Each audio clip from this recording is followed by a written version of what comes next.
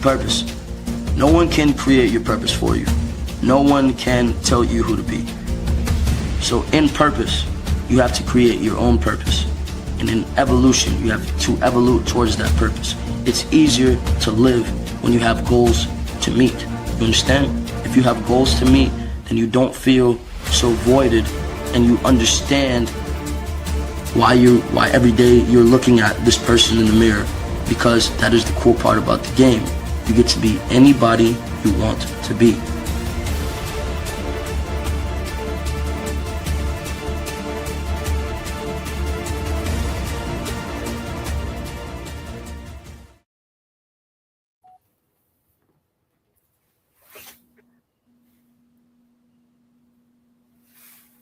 All right, welcome. You guys are tuned into another episode of the Power of Ownership Podcast. I'm your host, Brandon B. Dixon. I have my co-host here, David Youngs. Hello, everybody. From the Infinite team, Infinite Home team. I guess you ran out of space for the home. The home couldn't fit in there. Infinite Team, but Infinite Team was taken online, so I bought the domain Infinite Home Team and then ran with it. So I got you. All right, so let's get it going. We have two guests on the panel as well. Well, Anthony's almost a regular now, so so Anthony's a regular. So let's get Arthur to introduce himself first, because he's a guest. He did the interview already, so he got his exclusive interview. So check that out. It aired last Friday at 7 p.m. We will be replaying it again this week, so check it out on all social media platforms. So check that out if you haven't checked it out already. So Arthur Evans, what's going on, my guy? Hey, man, again, great to be here. Thank you for the invite, man. It feels great to be around like-minded individuals. Me and myself, again, I have a business here with Vimarco. You can reach me at Vimarco.com. So that's VIRMARKCO.com. You can also reach me at 832-818-7168. I'm always open to be able to, talk to you guys and, help your business go further. Happy to be here, man. Gotcha. All right. And let's get Anthony to introduce himself as well. I got you queued up here, Anthony, as well. Awesome. Thank you, man. I'm so happy to be here again. Like you said, it's starting to be a regular thing on my Monday night. So, all right. But yeah, my name is Anthony. I'm AKA the mortgage prepper. Not like the survivalist, but more like a strategist, right? Someone that helps you see the field before you step onto it. I help people empower themselves so that they can secure their own legacies in a way that their future generations understand that they matter to them. So we're super excited to have a great show tonight. Thank you guys for having me again. Gotcha. All right, and let's go ahead. Since I got the top of the band, let me go ahead and introduce myself. Then David, you go ahead finish up as well. My name is Brandon B. Dixon. My NMLS is 1541210. It's at Billionaire Loan Officer on all social media. So we just got the kick launched, YouTube, Twitch, Facebook, at Billionaire Loan Officer on all social media, and TikTok as well. Go to my website, www.applywithb.com, if you want to book me for a consultation, or if you want to apply for a mortgage. I definitely appreciate that. The new number, 832-753-5541. This is linked into everything now. So I got my Goat Genie number. So it's 832-753-5541. You can call me 24/7. And it's good. It will text you back automatically. www.brandonbdixon.com if you want to book me for a consultation, or don't forget I'm a licensed realtor as well. If you want to lease, you want to list your property. And last but not least, Houston condo sales is back up and running after about a 5-year hiatus. So if you're looking for condos, townhouses, penthouses in the Houston area, HoustonCondoSales.com is back up and running. All right, David, you can take it away from there. Good deal. I love that you got a new office number so that everything's linked up. That's amazing. Everything's linked up. And I got a link with Alfonso as well, because they've found a way to link StreamYard. Oh, perfect. Okay. Now we can just comment to such and such, and everything goes into Go Genie. I'm gonna have to make sure mine gets set up that way too. That's wonderful. Right. All right, cool.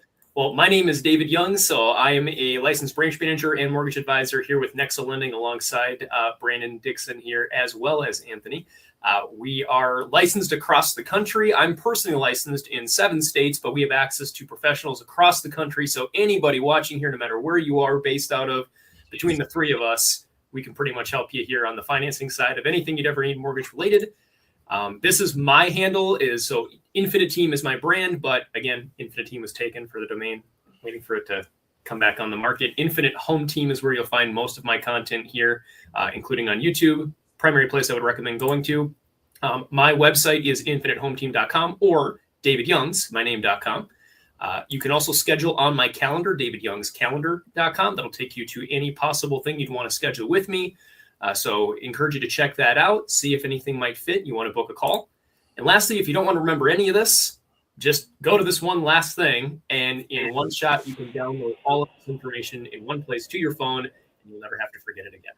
So thank you for being with us, and looking forward to the show. Gotcha. Awesome.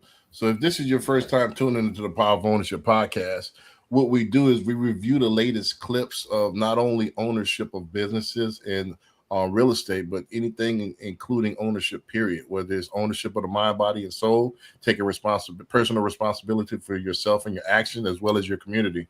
So we cover a full variety of different topics, nuances, and for top 1%ers like ourselves, top performers that you want to navigate through this thing that we call ownership. So let's get it going this afternoon.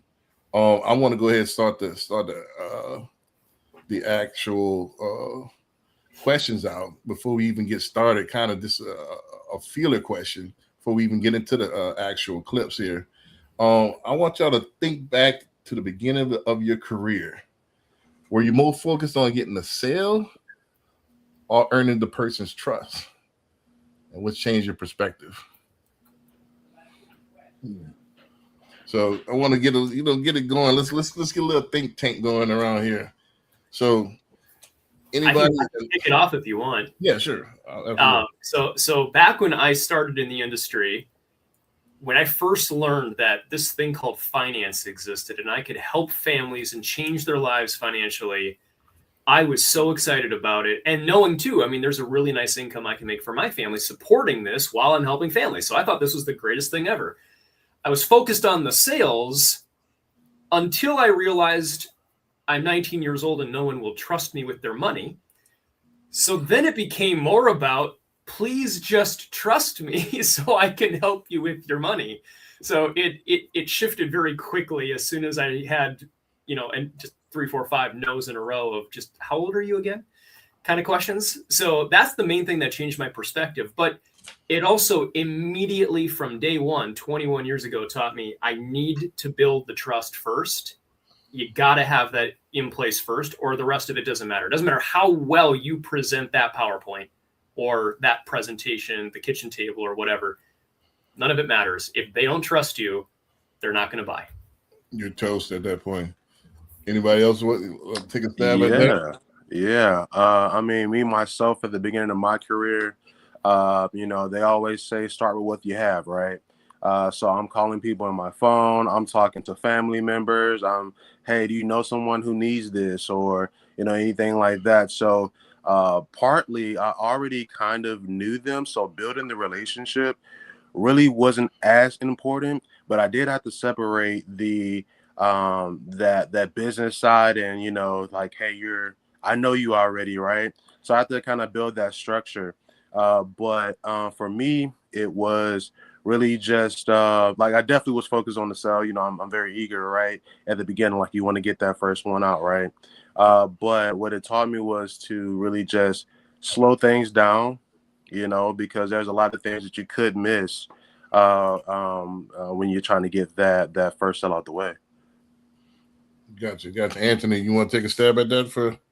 Yeah. I mean, it's funny. It reminds me of back when I was about 12 years old, and my dad got me into a house number painting business. So basically, the little house numbers you can paint on the front step or the curb. I used to do that in my neighborhood, and what I realized is that the people that had noticed me and seen me in the neighborhood and grew to understand it and trust me because they've seen the type of person I am, it was a lot easier to convert those people, right? The people that didn't know me when I started going out in neighborhoods, I had to work a little harder to present that, that image where they would trust me in the very beginning, right? So when I got into mortgages and I got into sales later on in life, I always kind of knew that, before the sale came the trust.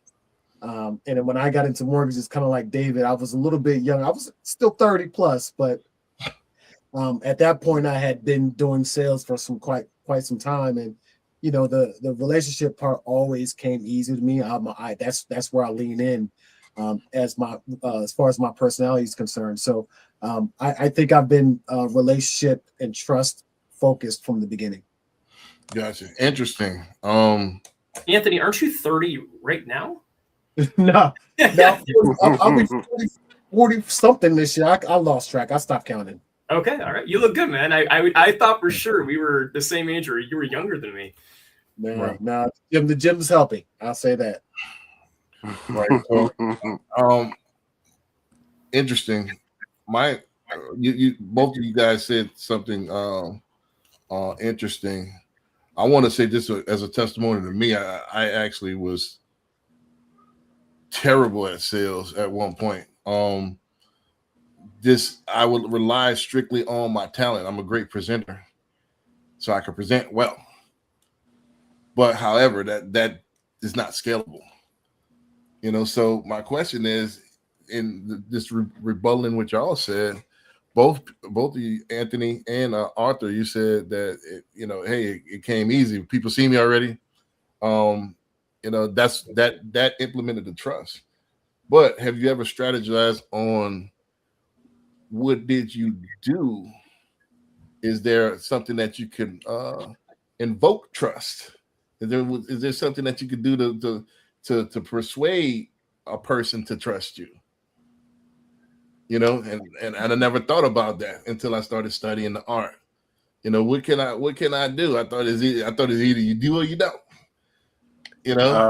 I'm not gonna lie, man. For me, initially, I think the reason why sales just kind of worked out for me. Mm-hmm. First, I was just crazy hungry, right? I wanted it so bad, right? I'm seeing all these success stories, and I'm like, okay, I can do this. I think the second thing is probably the best thing is the product I chose to promote or sell, right? I chose something that everybody wanted, right? I think my first job with sales when I was younger was jet ski sales, right? Jet ski rentals. And this is in the summertime in Galveston, so everybody wants to have fun. You see people out there, on the jet ski, so people coming up to you, hey, how much is it? Yada yada. So my sales going up because number one, they see the fun, right? I'm also inviting, and it's something that it's not a hard sell, right? Mm-hmm. So I think the biggest thing for me when I was in high school doing this was the money, right? Because I'm like, how am I going to tell these people that you only have an hour to be on this jet ski for $100, right? And it's just like, what? That doesn't make sense, but it totally worked, and it blew my mind, man. So I think initially is, like I said, going back to which would be the product that you're pushing, but then also just just being hungry and wanting to sell for sure. Gotcha. All right, let's get into it a little bit. I want to preface this clip here by this is Robert Cialdini, because I'm not going to play all the intro and everything. I'm going to get straight to it. I'm going to get straight to the principles. The 6 principles of persuasion. In my first book, Sales: The Nucleus of Any Profession, that came out in 19. I pretty much wrote it probably in like 17 or 18, but came out in 19, February 19. But my book and my system, my Greet to Receipt method, is heavily influenced by Cialdini. In fact, the first chapter in my book, Reciprocity, is directly related to what he's saying here. So let's play the clip, and then I want to see if this was any type of revealing to you guys. So let's get it going, and we'll go from there. So let me know when y'all can see the screen. Yes, sir. All right, let's get it going. First principle of influence is reciprocity.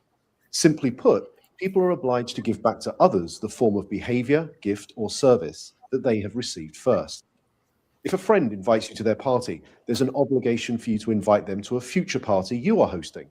If a colleague does you a favor, then you owe that colleague a favor. And in the context of a social obligation, people are more likely to say yes to those that they owe. One of the best demonstrations of the principle of reciprocation comes from a series of studies conducted in restaurants. So the last time you visit a restaurant, there's a good chance that the waiter or waitress will have given you a gift, probably at about the same time that they bring your bill, a liqueur perhaps, or a fortune cookie, or perhaps a simple mint. So here's the question. Does the giving of a mint have any influence over how much tip you're going to leave them? Most people will say no, but that mint can make a surprising difference. In the study, giving diners a single mint at the end of their meal typically increased tips by around 3%. Interestingly, if the gift is doubled and 2 mints are provided, tips don't double. They quadruple, a 14% increase in tips. But perhaps most interestingly of all is the fact that if the waiter provides 1 mint, starts to walk away from the table, but pauses, turns back, and says, "For you nice people, here's an extra mint," tips go through the roof. A 23% increase, influenced not by what was given, but how it was given. So the key to using the principle of reciprocation is to be the first to give and to ensure that what you give is personalized and unexpected. The second Right. So I say in the book, it has to be significant, personal, and unexpected. So this opened me up, blew my mind, because we have the ego, like, hey, look at the way I said refrigerator. This has the Hypenberger drive in it, and you should buy it because it means nothing. People buy from who they like, trust, and believe. It doesn't matter how well you present. Doesn't matter if you know all the ins and outs. Doesn't matter. That's secondary.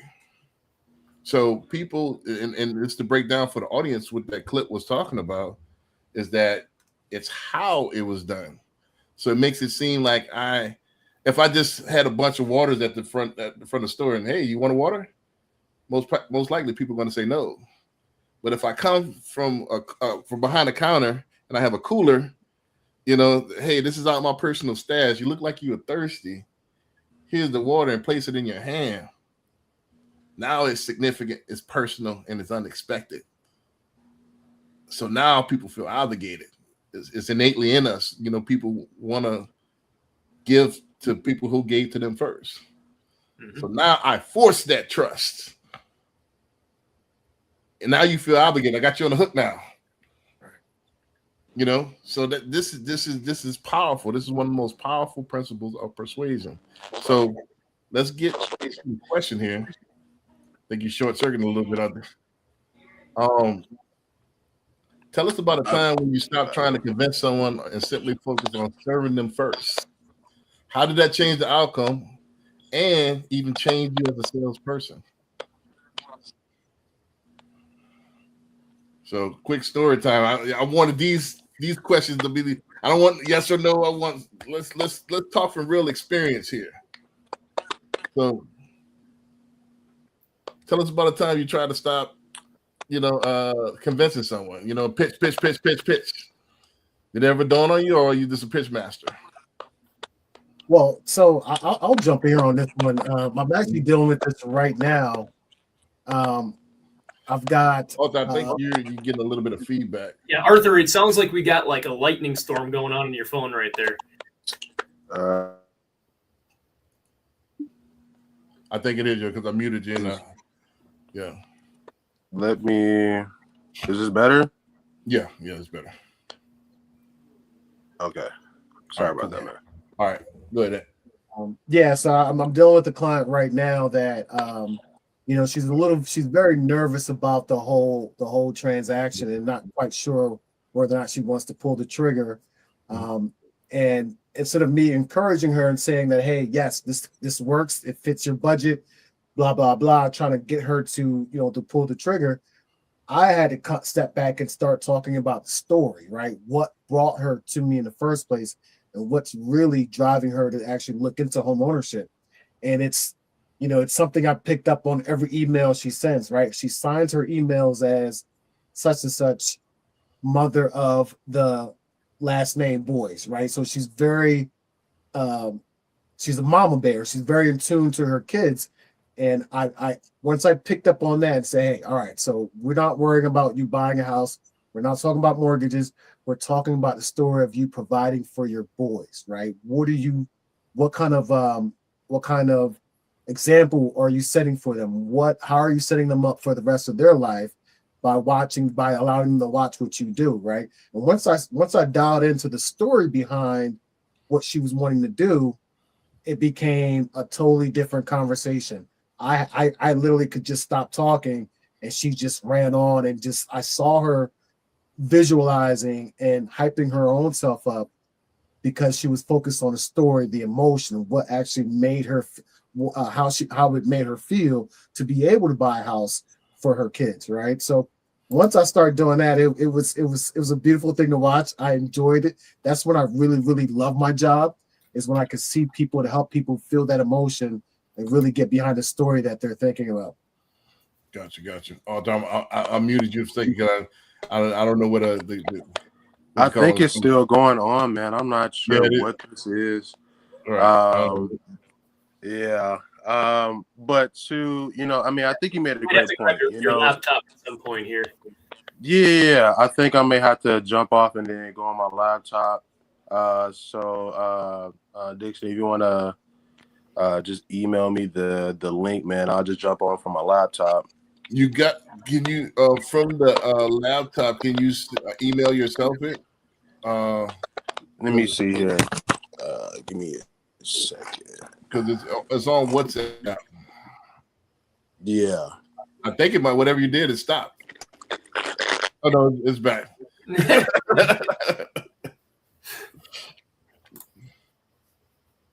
I don't know. I think you froze. All right. So, David, I'm going to mute you right now. I can go next on this one while we're waiting here. While he's hopefully getting set up on his laptop here. So one of the things personally that I can do, honestly, I think we all can do better on stories. Stories sell, facts tell, right? That's a very proven sales concept here that we all know. We all know this is true, but I think we struggle with this. We want to come across as professional. We want to be the expert in the room. We want to teach the right way. And we're doing it out of genuine concern. But the reality is, if they say it, it's gospel. If I say it, it's a maybe. So we want to get people to convince themselves. One of the best things that I think I started doing when I needed to, or whenever I could, as often as I could, is bringing my better qualified, more seasoned professional partner into the call or the conversation with me. Because I put it all on myself. I'm like, why won't they buy from me? They're not trusting me. What's going on? Why, I'm presenting it so perfectly. It's not working. So, but then when I started bringing in others that had more experience, to say, you know what? Hey, would you just run this appointment with me? Like, I'll do part of it, but I want you to do part of the presentation too. Like, I'm just as good, I think, but I have a feeling they're going to listen to you more. And it did help. It worked a lot. And to this day, I still do it. I mean, like, how often will, even today, I'll bring in our team lead, Larry, or I'll bring in one of our top guys here, even all the way up to top leadership if needed into a conversation. Just, I can explain it, but I'd rather you hear it from the guy or gal that's way more qualified than me to be able to explain it better. And then now you're getting two for the price of one, so to speak. You're getting that extra level on top of that of service. I think of it like if you're at the sales store. Hey, you know what? Let me go get my manager. Let me just see if they can work out a deal for you. Like, figure this out. Like, all of a sudden you've just brought in another layer here that it takes some of the pressure off you too. So that really helped me a lot. And I think a second thing is just simply giving free information, free education, free advice, and free resources. Just I heavily invest in technology. I know, Anthony, I think you pay for some of this stuff too. Just I heavily invest in technology so that way I can give back to my referral partners, back to my clients. Like, hey, realtor, do you want live mortgage information on all your MLS feeds free of charge, great. Click this button. I already paid for it for you. Done. Or would you like to have free homebuyer reports for all of your clients and see everything they got going on and track their digest of their home equity position and payments? And you can have all of this at an extremely low cost with more value just by partnering together with me, or any number of other things. So add expertise, add free stuff like the mints, add free stuff to the mix to help with the conversion. I think let's tweak this a little bit, because the first thing you said, getting somebody in a turnover, it could help you in certain situations if you tee that person up, but it's not serving them first. What that is you just you just went from pitch man to pitch man. The thing is, what are you serving? How are you serving them first? Taking the sale out of the equation, and did that. I think, yeah, we're better. Taking the sale completely out the equation, doing something significant, personal, and uninspected. People expect a mortgage guy to give them information. People expect freebies from a mortgage guy as far as mortgage related stuff. You know, that's a dime a dozen. Can I just back up one point? I missed a key point to what you're saying. Mm-hmm. It's not about the person coming in and selling it better. It's coming in and backing me up. It's the cross third party sell. It's the, hey, you know what? I've been doing this a long time, and David's telling you to do this. I would absolutely do that if it was me. That's exactly what I would have told you too. And then now you get the backup. That's authority. That's authority. That's not reciprocity. Authority is, hey, this guy's been in the business for 20 plus years. He knows everything there is about mortgages. He knows more than I forgot. That's authority. But reciprocity, what are you doing to make them reciprocate the trust? So that's and what I tell students all the time is that what we do as salespeople is like, I invite you to a party. You come to the party, but there's no DJ. There's no food. There's no decorations. There's nothing going on. It's just me standing, next to my couch and say, hey, why are you not having fun? I invited you to the party. Why are you not having fun? What did you do for me to have fun? I appreciate you inviting the party, but hey, so that's what we do as salespeople. Why are you not buying? My pitch is good. I'm explaining it to you. Everybody can explain it to anybody. Can explain it. What did you do to make the party lit? What did you do to make the party live? Who's the DJ? What kind of alcohol you have? I don't drink, by the way. But what kind of food you got? That would be more in my wheelhouse. Yeah. What did you do to make me enjoy myself? So that's what you have to do as a salesperson. What did you do to make me earn your trust? I mean, for me to have you earn my trust. I mean, your trust, whatever. So that's the whole thing. We got to get out of, as salespeople, we got to be the first to give. Everybody expects a pitch. I came to wherever that's I want something, but a pitch is expected. So the follow-up to this is, did you ever lose a client because you were too focused on closing instead of helping? So I wanted to go like Oh, my bad, I forgot. You know what I'm saying? Just real quick.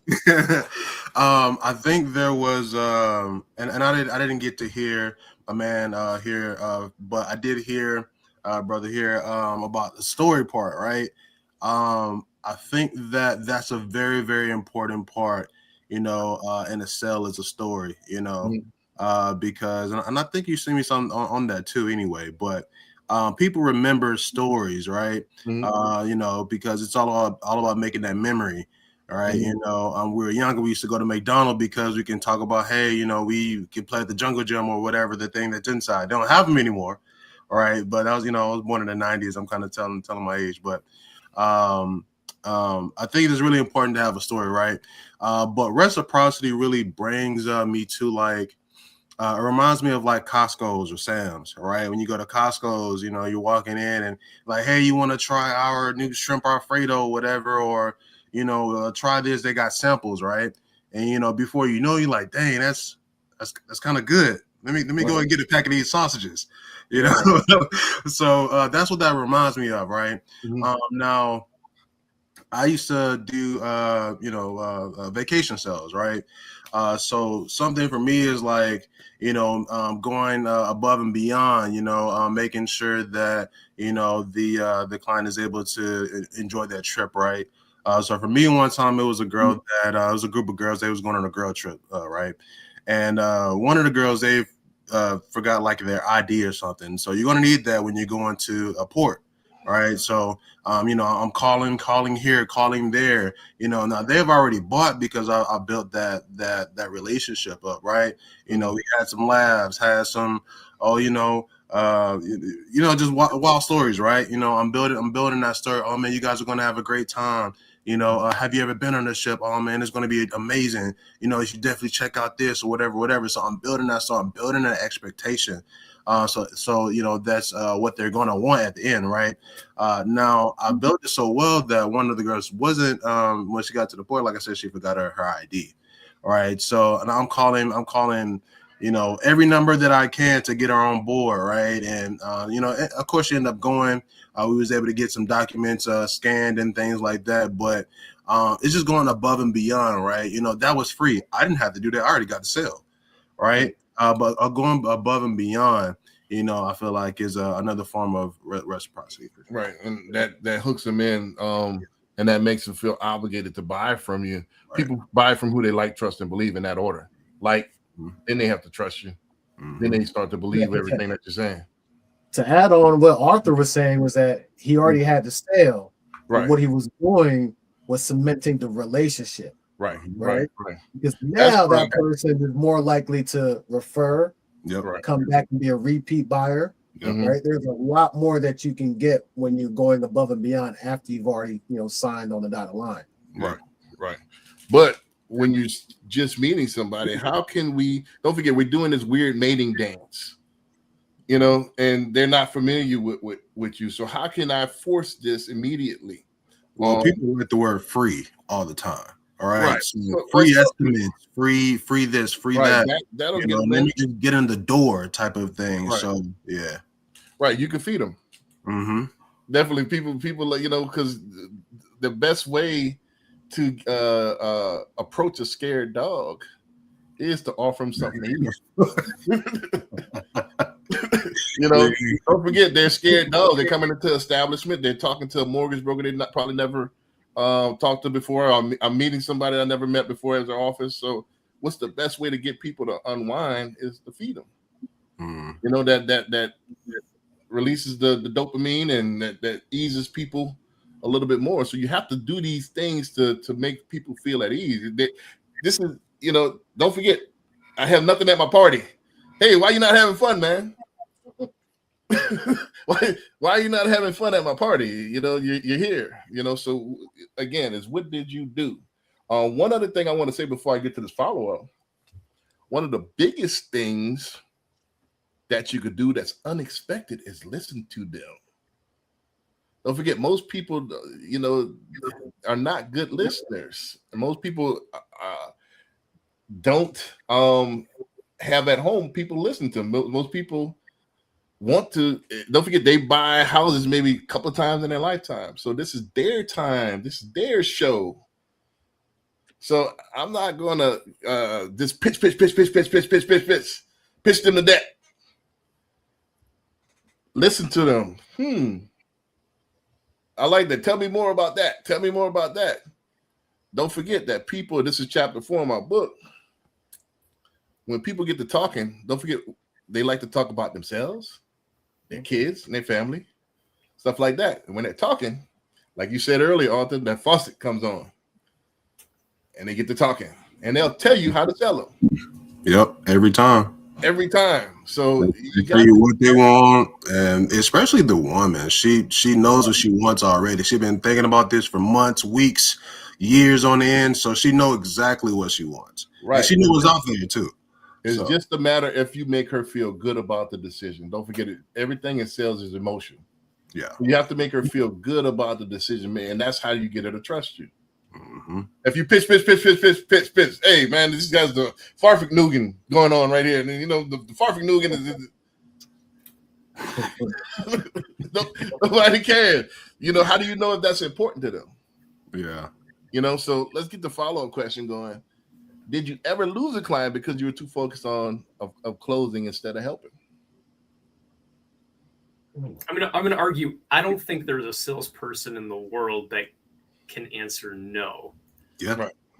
What? No, Dave, I've never lost a client in my entire life. No, I actually can't think of anybody personally. I don't. I can't think of a single. I've been racking my brain about. I can't think of a single one. Like I know I lost it because of closing too hard. If anything, it's the opposite. Is I probably tried to do too much in trying to serve and help them, and someone else came along and just decided I'm going to quick try to close them and sell them on some lower thing, perceived lower thing. Usually it wasn't lower, to try to take them. And maybe that's why we lost them. So it was actually the flip of that. I can't think of an instance, but I know it's happened. Well, this is the thing. Most people will ghost. You'll never know why it happened to you. They just went down the street and didn't tell you. Yep. You know, so they'll never tell you. A lot of people are not confrontational. Don't forget the shortest link between 2 points is a straight line. Most people don't like to go above and around. They'll hide from it, if that makes sense. So most of the time, what happens is when we're pitching, there's no connection. They'll give you clues, and one of the biggest clues is that if they don't believe what you're saying. Again, it's like trust and believe. If I tell you something and you say, "Nah, well, such and such told me," they don't like you. Mm-hmm. Mm-hmm. If you're going good, you're gonna get that makes total sense. It's gonna be a groove. Mm-hmm. If they're contradicting what you're saying, you're toast.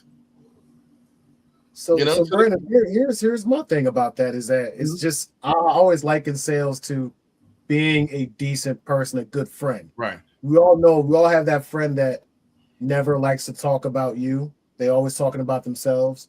They don't let you get a word in, right? If you're just a normal person and you just say, "Hey, I'm gonna let you have your time, let you say what you want to say, let you get your feelings off your chest," you tend to translate a little bit into the sales side. Yes, there are hard-nosed techniques where you can kind of go in and get that sale, but you also have to understand everybody's not going to like you. Right. Well, no matter how hard you try, and oftentimes if you try too hard, it pushes them away even more. So you just got to kind of just understand, hey, if you're my person, then let's go. If not, I got to move you aside so I can get to that person that is my person. I disagree. I think we have more people that like us than you think. But you didn't decorate your party. You didn't provide the DJ. So a lot of people, we skip a lot of steps.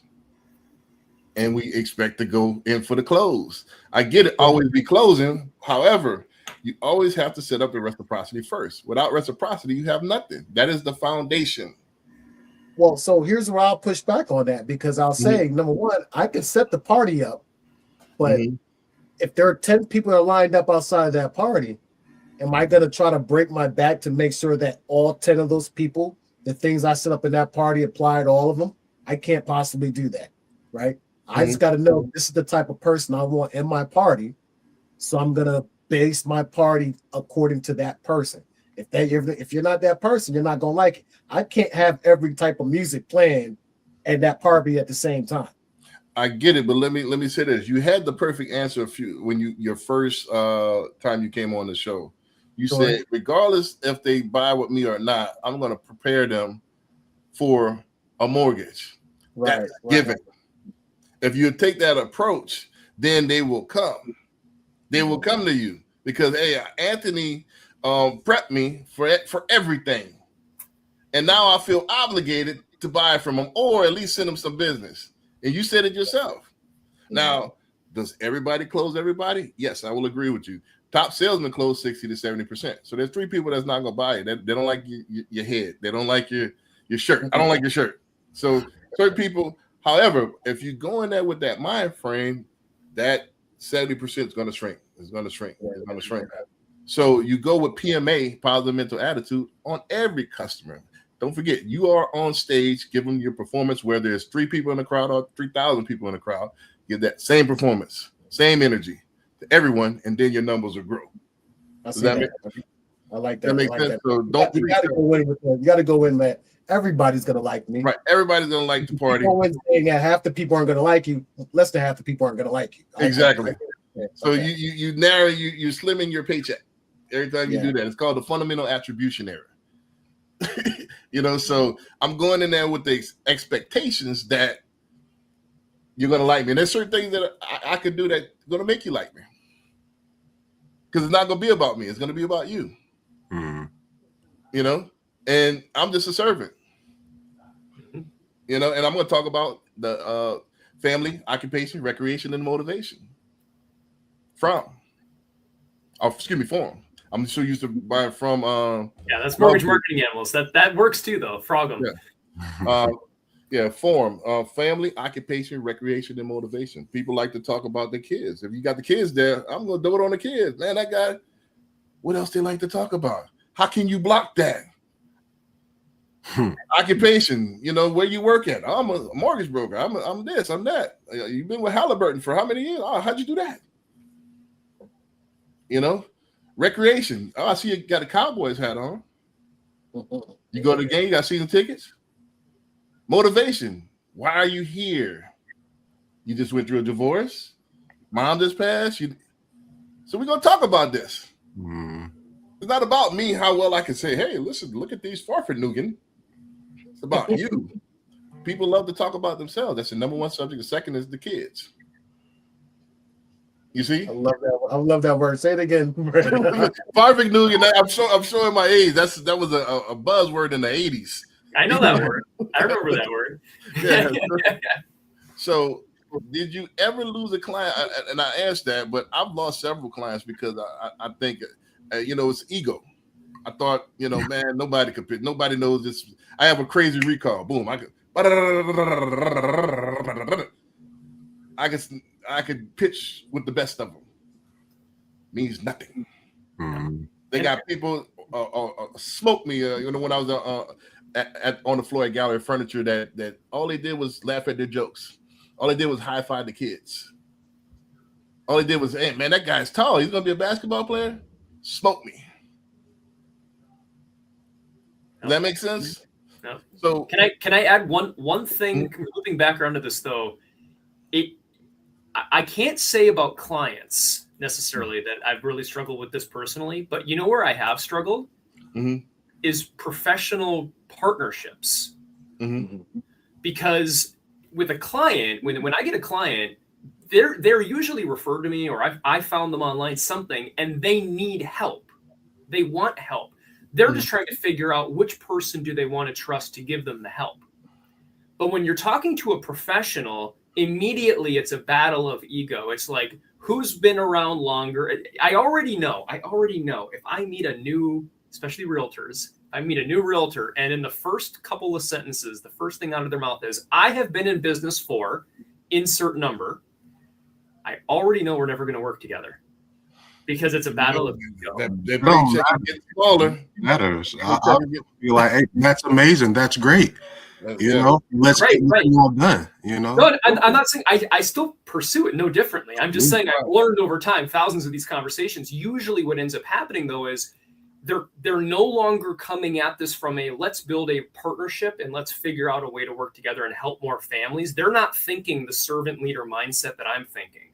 They're thinking, I get 100 of you people calling me all the time.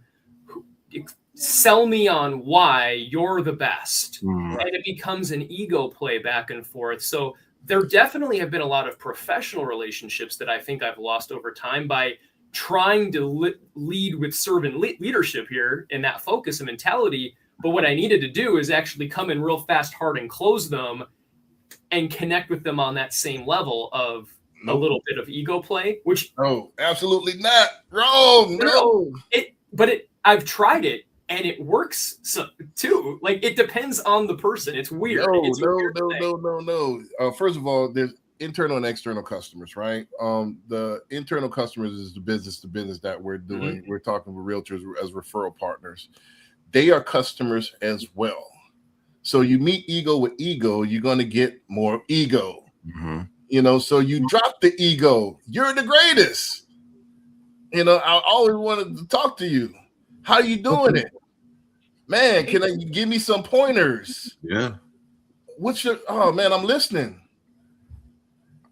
And I listen. Yep, let them have it. Let them have it. But I'm trying to get their business. Yep. That's assuming, though, they're going to let you talk long enough to even let them Listen to them. I don't care I don't need to talk. Because what happens is those endorphins are going and they're talking, and they feel good. And they're going to transfer that over to me. This guy's really good. I think one of our first conversations, we talked to like 2 a.m. I'm just listening. Yeah. All right. Like, oh man, I feel connected with you. We like buddies. I didn't say anything. Say nothing. I just let you talk. I want to ask something like during those times, you know, like because you feel the want or the need to like let them know that, hey, I'm the guy, like I have all the answers, you know. So at that point, it's like you want to show that you have product knowledge, but I think that's just the wrong time to do it, right? You know, so you know, again, building that relationship with them, building that what the R word I'm looking for. Reciprocity. Let's just say building a relationship with them, right? That's rapport. the main one. The rapport. There we go. Rapport. Right. Building rapport with them is I like English. Main part, you know. Yes. Yeah, man. So I mean, I don't think that's the right time to do it.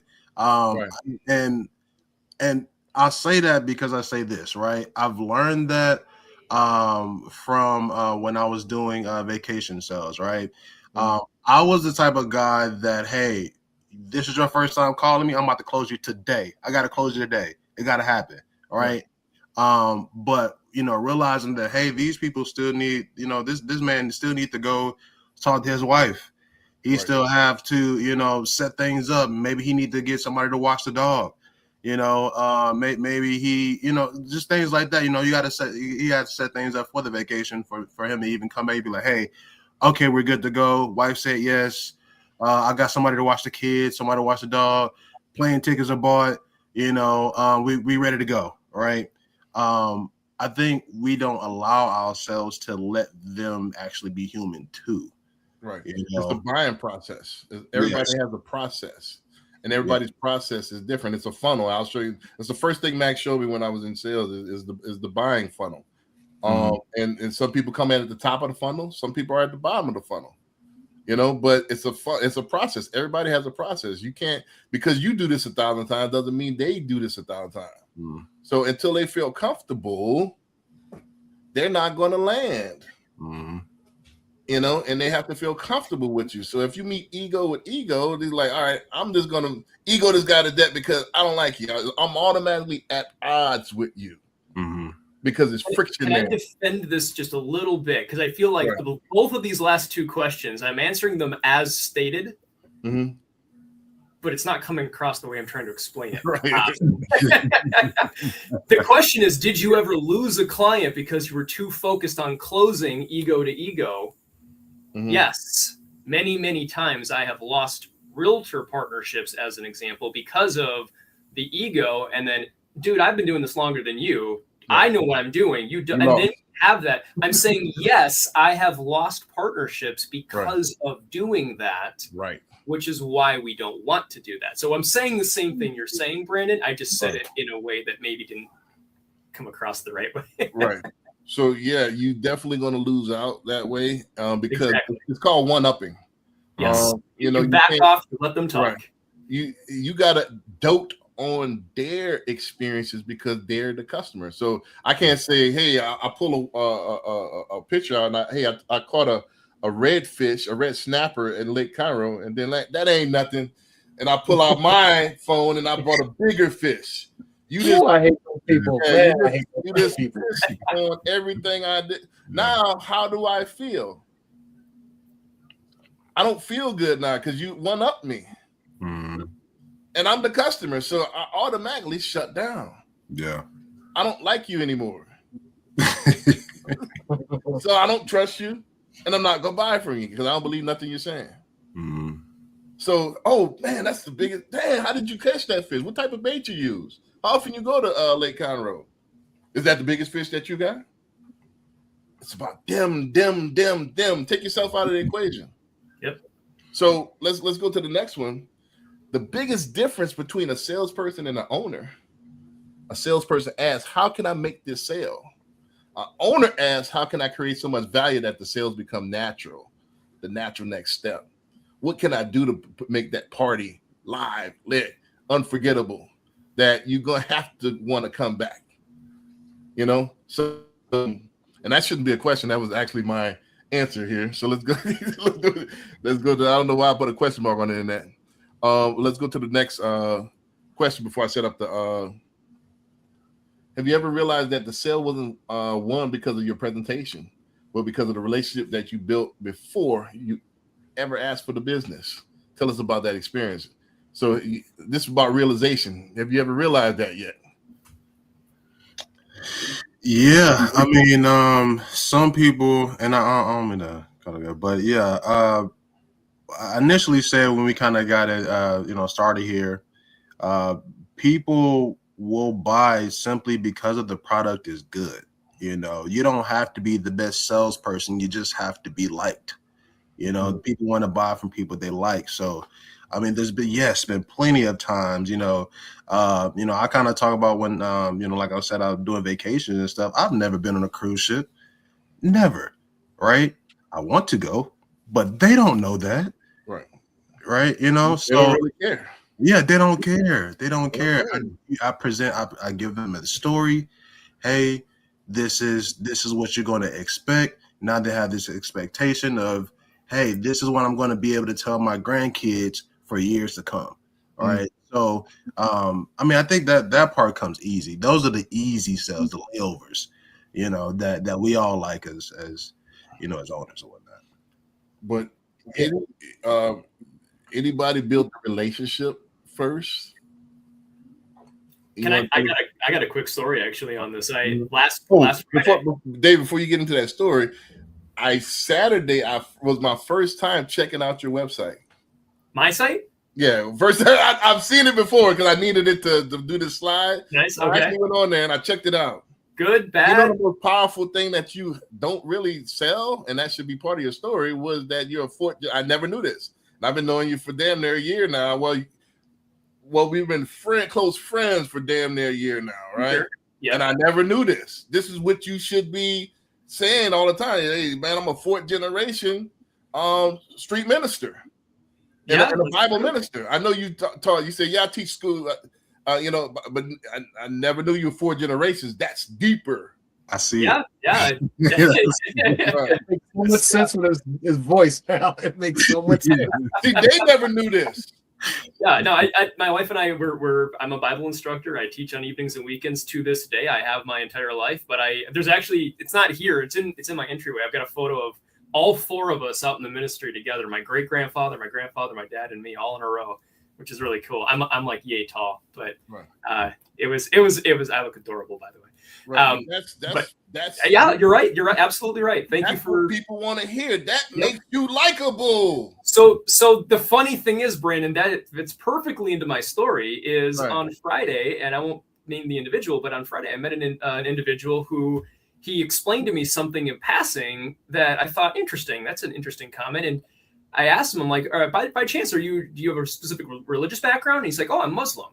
I'm like, I thought that might be the case. So we started having a conversation. Well, it turns out we're the exact same age. He's also a teacher of the Quran. He's had this whole life that has paralleled mine almost identically in so many ways that we didn't end up after an hour and a half. We didn't even talk about the mortgage for more than 10 minutes. We ended up talking about life, and I'm going to a soccer game on Friday night to his box suite that he's got for his company or whatever, that Cool. Like, dude, I'm so grateful. Like, we're like best friends. We're swapping photos back and forth of like things in our lives, and we became fast friends in just an hour and a half conversation. We may never do a mortgage together. I don't even know if we're gonna do a mortgage. I kind of forgot to ask him what we're doing next, but I figure I'll see him Friday, so I'll find out. So, Right. but it was one of those good moments, right? Right. This is what a wise man says, and I don't think this came from Mac. This came from Gallery Furniture, though. I think it was Fred. You know, shout out to Fred, who is a Muslim, by the way. But he said, the more you talk about product, the less you sell. Mm-hmm. The more you talk about product, the less you sell. The less you talk about product, the more you sell. It's true. You know, so it's not even about the product. Like Anthony said, he talked about the responsibility of when she had the kid. That's important to her. When you're pitching, you diarrhea them out. Blah, blah, blah, blah, blah. You're trying to spitball and see what lands. Mm-hmm. You don't know because you didn't ask. Mm-hmm. And the funny thing about that is that we as mortgage loan officers, we talk about product. But Product. a while ago, I stopped referring them as products. These are solutions that solve problems. Right. Right. So there's a story behind every problem. Every client that comes to you has their story. I call it a problem. It's not always a problem per se, but it's some issue that they're looking for help to solve. Right. Whether they're out of school and their parents are asking them, hey, what are you doing? Or you got a second baby on the way, right? Or your grandparents or your parents now have to move back home with you. There's a solution in there that they're looking for. There's a problem that they're looking for a solution with. And if you're talking about products and solutions first, you're in trouble, right? You got to get to the root of the issue. Talk about the how solving that issue would make them feel. Right. Even Even when you start solving the issue, especially with female clients, they don't want you to solve it right away. Right. They want you to listen. Mm-hmm. Because when they listen, the fact of getting it off their chest feels good. Listen to what they got to go. Listen. Listen has to be active. Then, as a salesperson, we have to use our listening energy. There's a difference between hearing and listening. You know the difference? Listening is active. It's proactive. Hearing is passive. I hear you, but you know. But if I'm man, hey, Arthur, man, tell me about that. Oh, damn, what happened? Yeah, and I hit you with that, man. That's crazy. And it makes you want to say more. It's listening energy, that energy to get you to turn that faucet on. Mm-hmm. You know, so it's about listening to them. Let's run this next clip here, and let's dive deeper into this. Let me know when y'all can see the screen here. Here we go. And this is Shaldina, the man himself here. Six universal principles that every successful influence profession employed. One was reciprocity. People want to say yes to those who have given to them first. There was a recent study that showed when customers came into a candy store, if they were given a gift of chocolate at the beginning, they were 42% more likely to buy in that store because they felt obligated to give back to someone who had given to them. And what I found surprised me in that there were only six universal principles that every successful influence profession employed.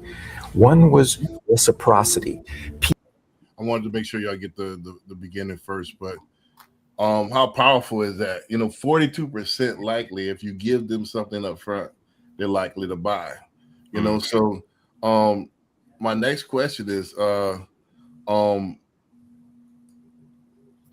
looking back over your career, what was the most valuable thing you ever given away for free that ended up creating the biggest opportunity for you later? What did you give that later came back to pay dividends for you? I've got a good one for this one. So I would say back in November, I closed the biggest loan I've ever closed in my career. Mm-hmm. Right.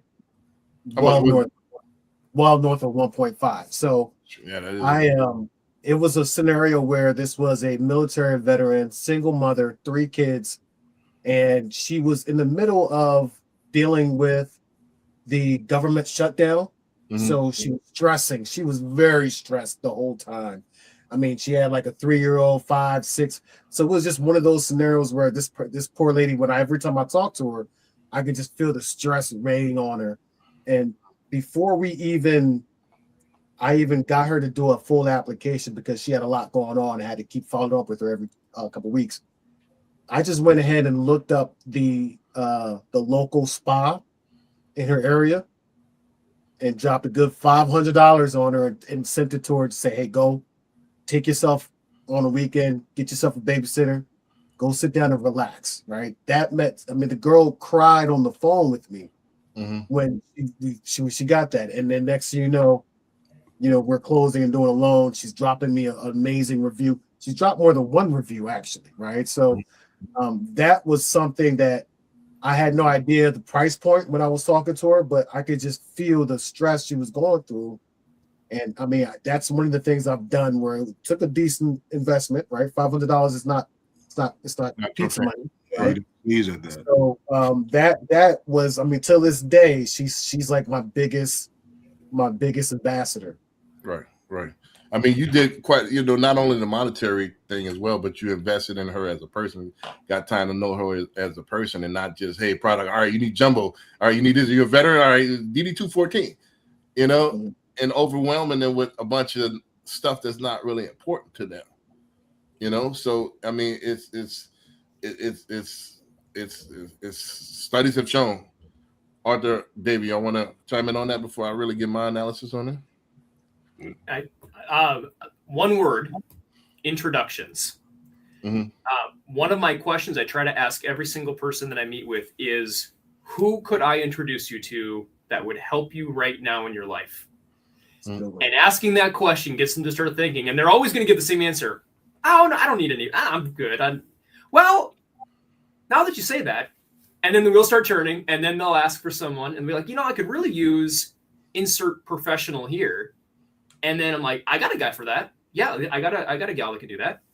And then there actually was one client just a couple months ago. We did this, and it ended up turning into like 8 introductions in 5 minutes of all these people. So I just started creating email drafts, and text drafts, because I never, ever, ever say call this person or vice versa. It's, can I introduce you? Keyword. Put them both on a chain and say, here's each other's contact info. Go connect. So I sent out just introduction after introduction to help them with everything they needed in their lives for all their work on their home that they need to do for repair people. They wanted an estate planning attorney. They wanted to talk to an advisor. They wanted to talk about a CPA. They had all these things they wanted. And now, yes, I sold one product, but we all know if you can sell 2 products or 3 or 4, the more products you sell, the more likely you're going to retain that client. The cool thing is we only have one product that we can sell in my industry as a mortgage. But if I can implement a financial advisor and a realtor and a CPA and a painter and a builder and whatever, if I can implement other people, I'm now cross-selling products, and this will help with the retention and the perceived value. So rounding that back, introductions has been the biggest thing that's helped me in my career in building long-term retention. Gotcha. Arthur, yeah, I mean, you had a little bit to think now. What have you given away for free? Yeah, they say knowledge is power, right? So, I've worked with a few people. It was this one lady in particular for the business, for social media marketing. She does like taxes and things like that, right? So, she was, of course, having a pretty, bad day, so for the first 15, 20 minutes, we didn't even talk about business. I was like, what's going on? What's happening, right? She begins to tell me everything and, just giving an encouraging ear. Hey, man, it's going to be all right, right? Just being human, right?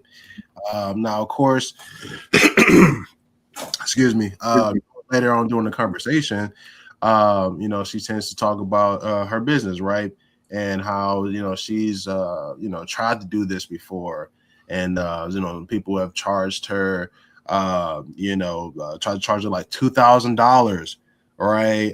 Just to do a job that takes about maybe 15, 20 minutes, right? But I think the thing for me was I was honest with her, right? I gave her honesty.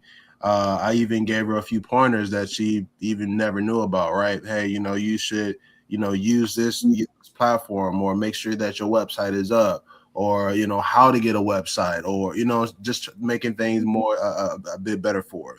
Well, it turned into 2 other sales for me, right? She put me on her husband, which has a car detailing business, and then her brother had a I think he had I forgot what kind of business he had, but he had a business as well. So that turned into like a three point play for me. Right. Just from offering up information to just help someone. All right. Yeah. So that's been for me. It hasn't been like monetary for me yet. Well, that is monetary because you got the referrals. Well, yeah, for sure. You got the like initially, like Anthony, he said he did like $500. Right. It doesn't have to be money. It could be anything. It's just what you did where you were the shoulder that she could vent on. Yeah. And that a lot of times just being that opens people up, because a lot of times in life they don't get listened to by anybody. Yeah. So you being there to listen to them, and that opens people up. Most people just want to pitch. What do you want? What do you want? What do you want? So, and you're just it's all about you. So if you pump your brakes a little bit and make it about them first, because you're trying to get their money instead of being about you, and you trying to make your Mustang payment. Yeah. You might get enough to buy that Lamborghini, if you start worrying about the Mustang payment. Yeah. So that's what I'm that's kind of what I want to get to. Let's get into this. The follow-up is have you ever regretted giving too much, or have you regretted not giving enough? I mean, let's be honest. Anybody ever like, man, I gave that person too much? Has that ever happened? Oh yeah.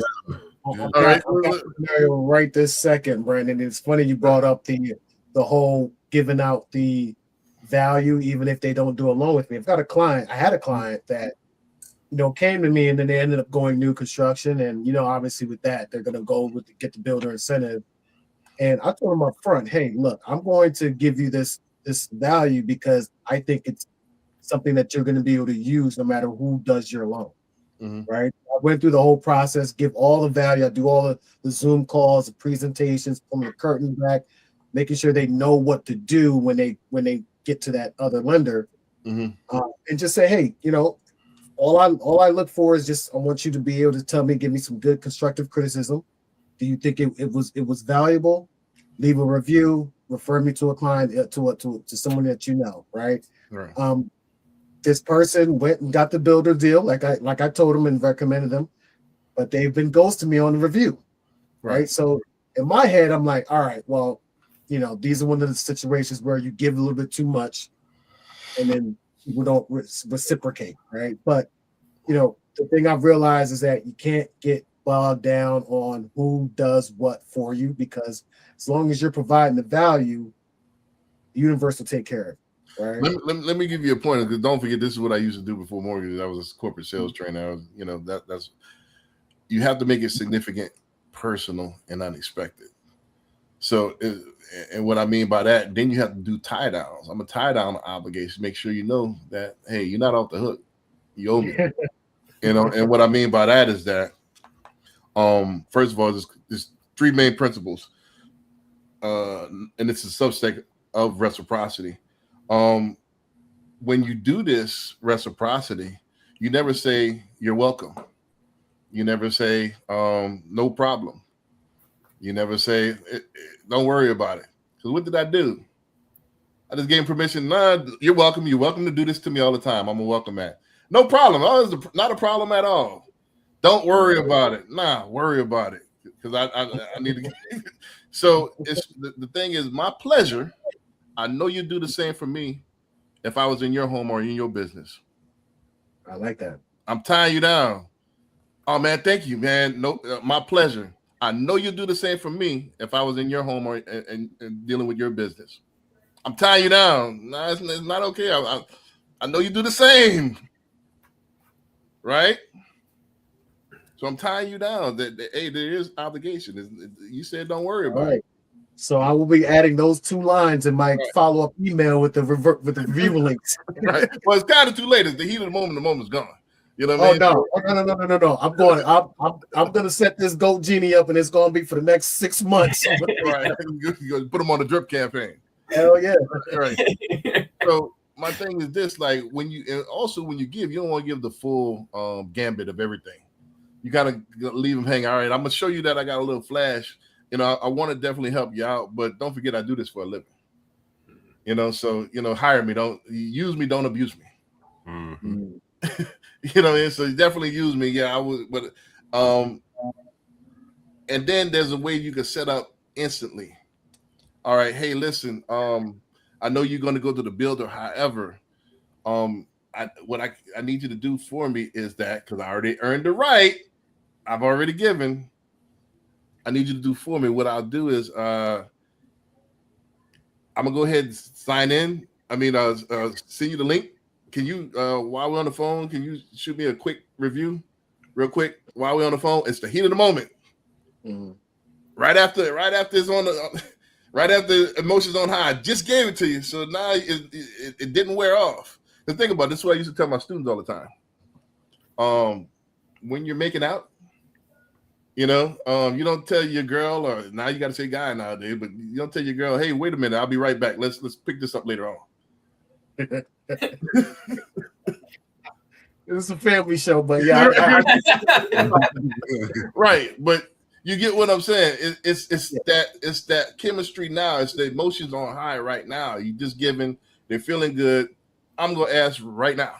Hey, let's go ahead and I need from you. I know you're not going with me, but hey, can I get 3 of your family members right now? Somebody that can let's get name and email right now. So and I used to do this at closing. I need to get back to that. When I used to go to my closes, I used to go to closers and I'll have a list. Here's your closing gift. Hey, let's take pictures. Here's the packet. Here's all the coupons and everything. And here's my referral form right here. Go ahead, fill this out. Give me 5 people. Heat of the moment, and the moment's gone. But I've never regretted giving too much. It's always gonna come back. Even if I don't win there, I'm gonna win in the long run. So I'll say I'm the opposite. I've never regretted not giving enough. Right. I don't think that's in my brain to not give enough. I have to constantly check myself and recheck myself.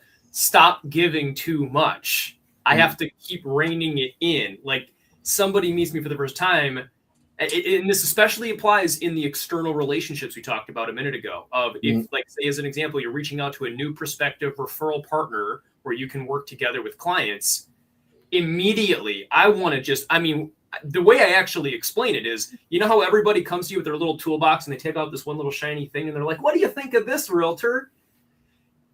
They don't care. They've seen it before. I have a freaking warehouse behind me. Anything you need, I got back there.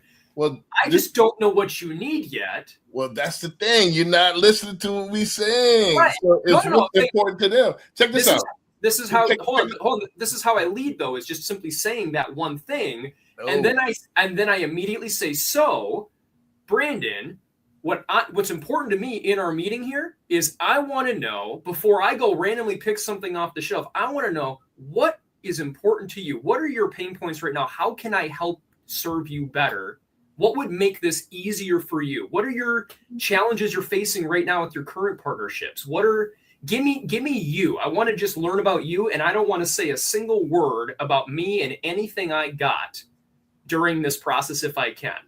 If I do, I talk about one thing and that's it. Hey, partner, do you prefer French kissing or picking on the lips? You want to kiss on the ear? What do you want? It's the same thing. It's those open-ended questions that Right. Listen, let me give you an analogy. Let's go back to the liqueur or the mint analogy. By you just putting a bowl of mints in front of them and saying, "Here, take all the mints." That's not giving too much. It's how you do it Right. Really Right. important. So, hey, realtor, I got a Hold bowl on, of let me mint. finish my thought. Hold on. Let me finish the thought. Remember what they said in the video? He said they give one and they turn around and say, for you nice people, here goes another one. It makes them feel special. What are you doing to make them feel special? Because if I just give them a right here, his mint, all right, his junior mint, his this mint. You do this Exactly. to everybody. That's my point. So I've got this giant bowl of candy. Right. Hey, what's your favorite candy? Let me see You if I say can. that to everybody. That's not that significant, right here. personal, and unexpected.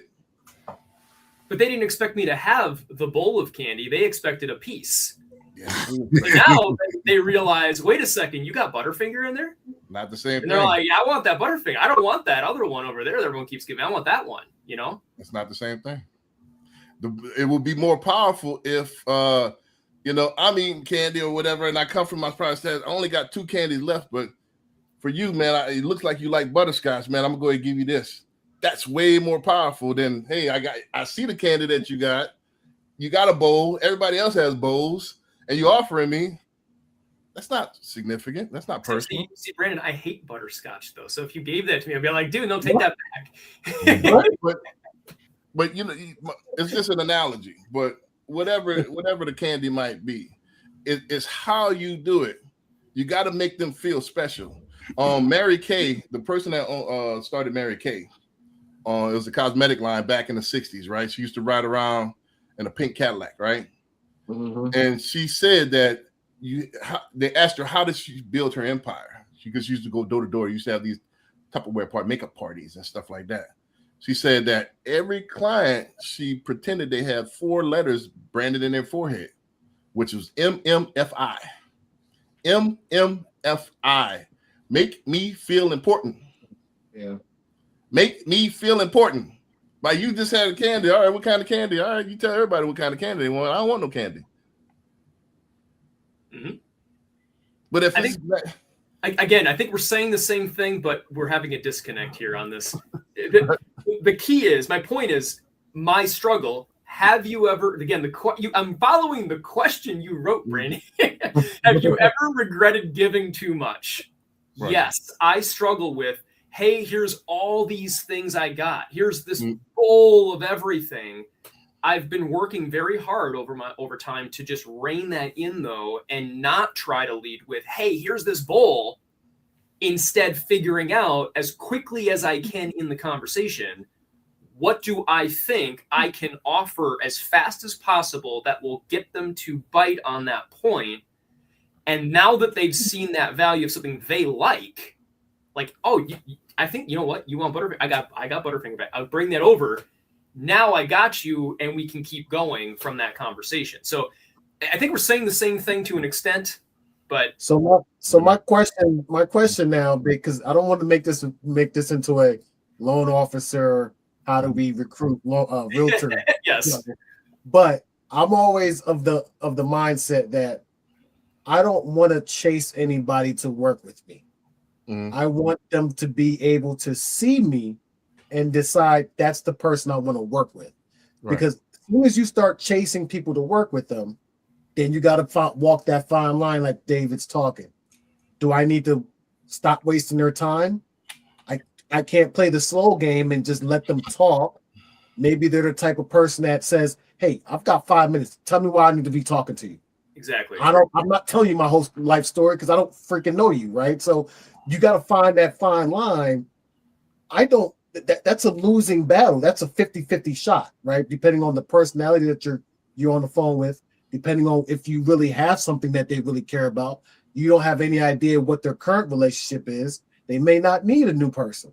They may not need somebody with the whole warehouse because they only need 4 things on the shelf that their current loan officer is already providing, right? So that whole, I got to go chase people, I am done with that. I've been doing it for 10 years. I swear to God, I'm done with it. Well, I'm going to provide value. You directed at me, so let me rebut that.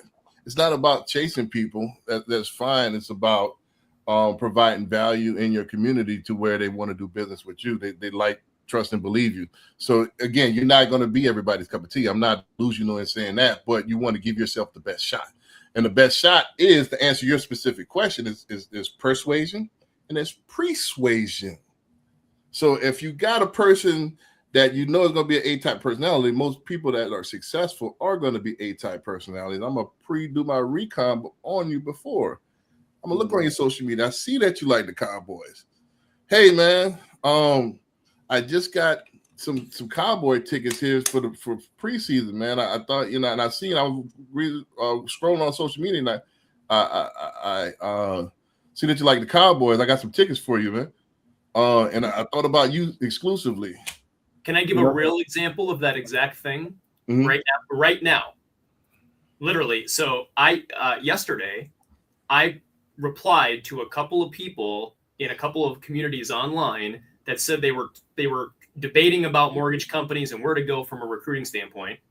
And I just simply put in the chat, hey, I had the same struggle. I've actually got a couple really cool calculators that a friend of mine built, our good friend Larry Klecker, that I'd love to share with you. If you have interest, I'd be happy to send them. Just DM me and I'll get them over to you. 4 people DM'd me. 1 scheduled on my calendar for this afternoon, and he's pretty much said, like, I got to do some checking and research, but I'm coming over. And then literally 20 minutes ago, while we're on this right now, another guy just scheduled right now. I don't know if he's watching, but he's scheduled for tomorrow morning at 10 a.m., I guess, from that. So I hope they're doing some interviews as well. that's what we're having a conversation about what they want to do. He literally said in his comments or his notes here, he said very simply that he's looking for more information on what we're all about. And what did he say? Hold on. He said 26 years in the business, went back to being a broker 3 years ago. Wanted to find out more information. The most important things I'm looking for are rates and autonomy. Right. Now I know exactly what his pain points are because I built that into my Calendly. So I know exactly what he's looking for, and I know what to address. But this led with me replying to give a free value calculator. So just, again, to your exact point, Brandon, like this is what it takes. It's just reaching out and providing helpful advice and resources. Doesn't matter if they ever do anything with it or anything comes from it. But you lead with value, and you never know. But it was more importantly how you did it. So let's the marketplace has a funny way of rewarding people who create value before they create invoices. Owners don't keep score; they invest in people. Over time, trust compounds just like money. So and this is a statement. I'm just that I started putting my statements in there. So it's to answer the question. Yeah, you might not want this one, but hey, now I got somebody. You earned the right now to drip him, because before I can't spam him because he did help me out. So, and then one of those emails might tickle his fancy. So even though you put that positive energy out there, you can't win them all. It's impossible. Nobody, the elite of us are 60 to 70% closing ratio. So 3 people are not gonna buy from you. I don't care who you are. It's probably you 3, isn't it? so let's get to this next one. Let's go to the clip first. Let's go to the clip first because we almost halfway done. Let's get it going. Speak to your identity. Here's who you are if you wear this Rolex or buy this car or travel to this location. People make decisions emotionally first and then justify them later with logic. That's why Hormozi didn't just sell a book, he sold a blueprint on how to build an empire. Humans are wired in their brain to remember stories, not stats. That's exactly why founders who decide to tell their story completely dominate over these silent geniuses that are just hoping their product carries them through. Your features can be copied, your pricing can be undercut, but your story, your vision, your lived experience, that's the one thing that you have that is completely uncopyable. Right. So I think somebody said the stories sell, facts tell. So stories are the sellers, facts fade. Because nobody remembers, besides myself, could remember conversations verbatim. Most people are not listening. You sound like the Muppet Babies' mama. And it's not making any sense to them because you think you sound smooth by saying it. That's not selling. That's not selling at all. So let's go and get to the question. What's a chapter in your own story that you used to hide but now realize it has become one of the greatest strengths in building trust with clients? Ooh, that's a good one. I got one on that one. So the story, like I said earlier, story is the most important thing. I mean, Right. if you look at human beings in existence in the whole as a whole, that's all we've been doing. Religion is a story, right? The evolution is a story. Everything is a story. So when I was coming into this business, I had a story of how my parents handled home ownership, right? And as I start interacting with new clients, I understood that story was shared with a lot of people. So if you're not sharing your own story and things that happen in your own life, you're never going to be able to build that bridge of connection, right? So, like, what you said the other earlier was, your rapport that you're building. Rapport can only be built from a genuine place. You can't just ask, "What do you do?" You have to be actively listening. You have to be actively involved in it. And the easiest way to do that for anybody, right? You don't have to be some kind of veteran sales monster. You could just rely on telling your own story or having them tell their story. And then when it makes sense, you impart parts of your story that you can share and relate to them too, right? So when I started showing that my family had a certain experience with home ownership, that close rate went through the roof, Brandon. When I tell you, when I shared that stuff about me, people felt and saw me as a human being, which is another reason why I say people are worried about AI a little bit too much, because AI doesn't have the story, right? People sell stories. So that was one time where I realized, hey, I got to push that out more. And there are some other parts of my life that I have been working on my own confidence to share that story out with folks as well. Right. So what's what they used to hide now is your greatest strength in building trust? I got one. So I tell everybody, so I started in the industry in October 2005. But what I didn't used to share that I now share is the fact that people don't realize that the first 7 years I was working 70 to 80 hours a week doing construction during the day, and then coming in and cranking out cold calls at night or meeting with clients, and then delivering pizzas or Jimmy John's or something like that on the weekends and any other day and night I could grab time. And I did that for 7 years grinding to try to build my client base and build my income up. And it took a long time, because keep in mind, I'm also doing this during the recession, the great housing recession too. So even though things started looking up, they immediately went down. Then I go back up again. It was a grind. So I'm pretty sure you put in those pizza boxes some mortgage cards in there. I still have the bags. They Right. let me take one of the bag or a couple bags home. I still have them. I bring my pizzas home with me, and those still to this day. I would have had stapled to your receipt. Here goes my card. If you want to, That would have been smart, but I think I would have gotten in trouble with corporate had I done that. So, but the point is, I was nervous about, like, I'm a certified professional. I'm licensed. Like, I've got the credentials. I know what I'm doing. But not only am I young, but I also am working delivering pizzas on the side. Can I help you manage your money? It didn't come across the right way. So I hid that. Like, I don't want anybody to know I'm not a professional. Hence the suit and tie that I wore everywhere I went. That's just part of my brand of what I did. But now when I talk to any business owner, client, other professionals, recruits, anybody, I just remind them there is no shame in grind and hustle. Like, I respect so much when people tell me that I am doing 2-3 jobs or doing this much time and work. Sometimes you got to do that, and that's okay. I just told a guy today, if you're thinking about getting into this industry, you really should think seriously about getting a full-time or part-time job while you do it. Because right away, the first question is, where am I going to get leads? How am I going to do this? How am I going to build my base up? I don't have a lot of savings. Okay, well, that's okay. Don't make this where you do that. Go do that, and then let this support you with it until you're ready to go. And then let good coaches and mentors help guide you. So I don't think there's anything to be ashamed about of grinding. That's something that I really firmly believe. Don't hide that from anyone. There's nothing wrong with that. Gotcha. Arthur, what you got? Yeah. So I'm a kind of piggyback off of what Anthony said, you know, about the stories. But I just wanted to add like one key thing is being intentional, right?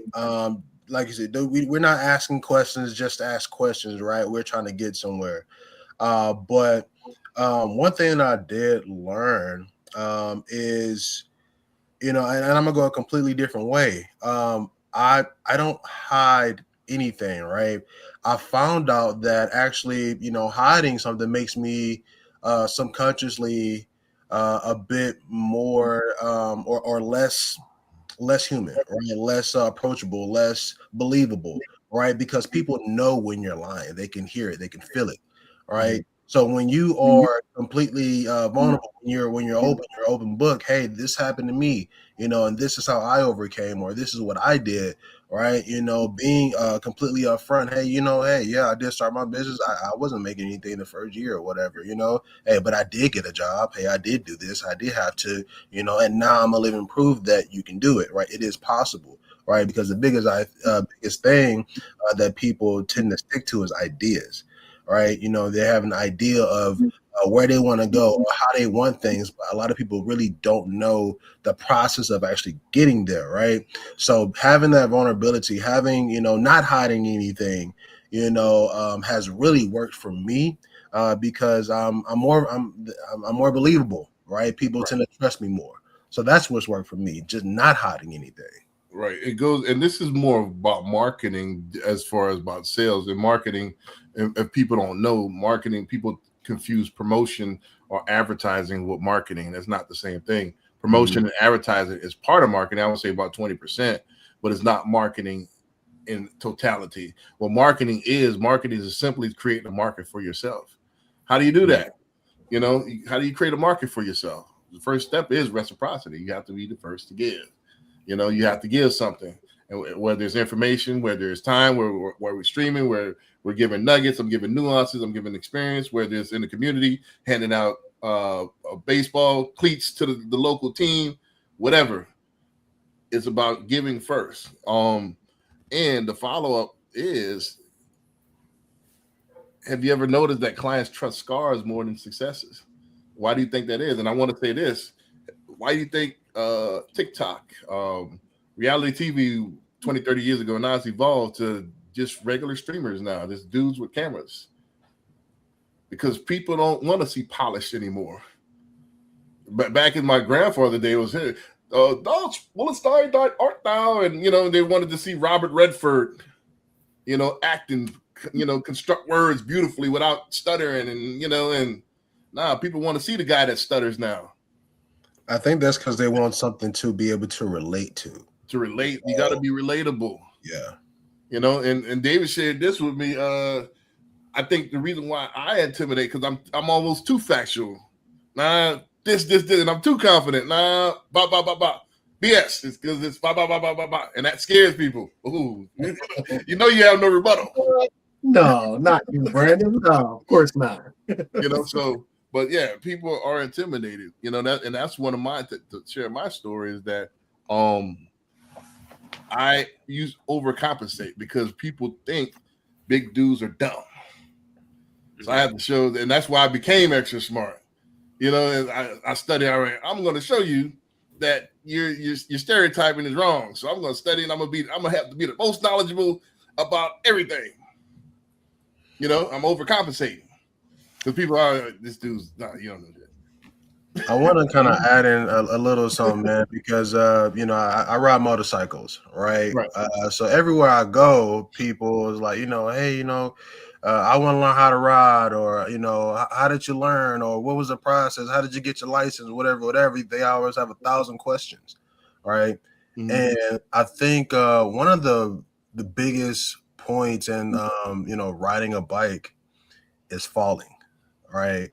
You know, you're not a real biker until you fall off that bike. Right. And then now you learn, okay, I shouldn't do that no more.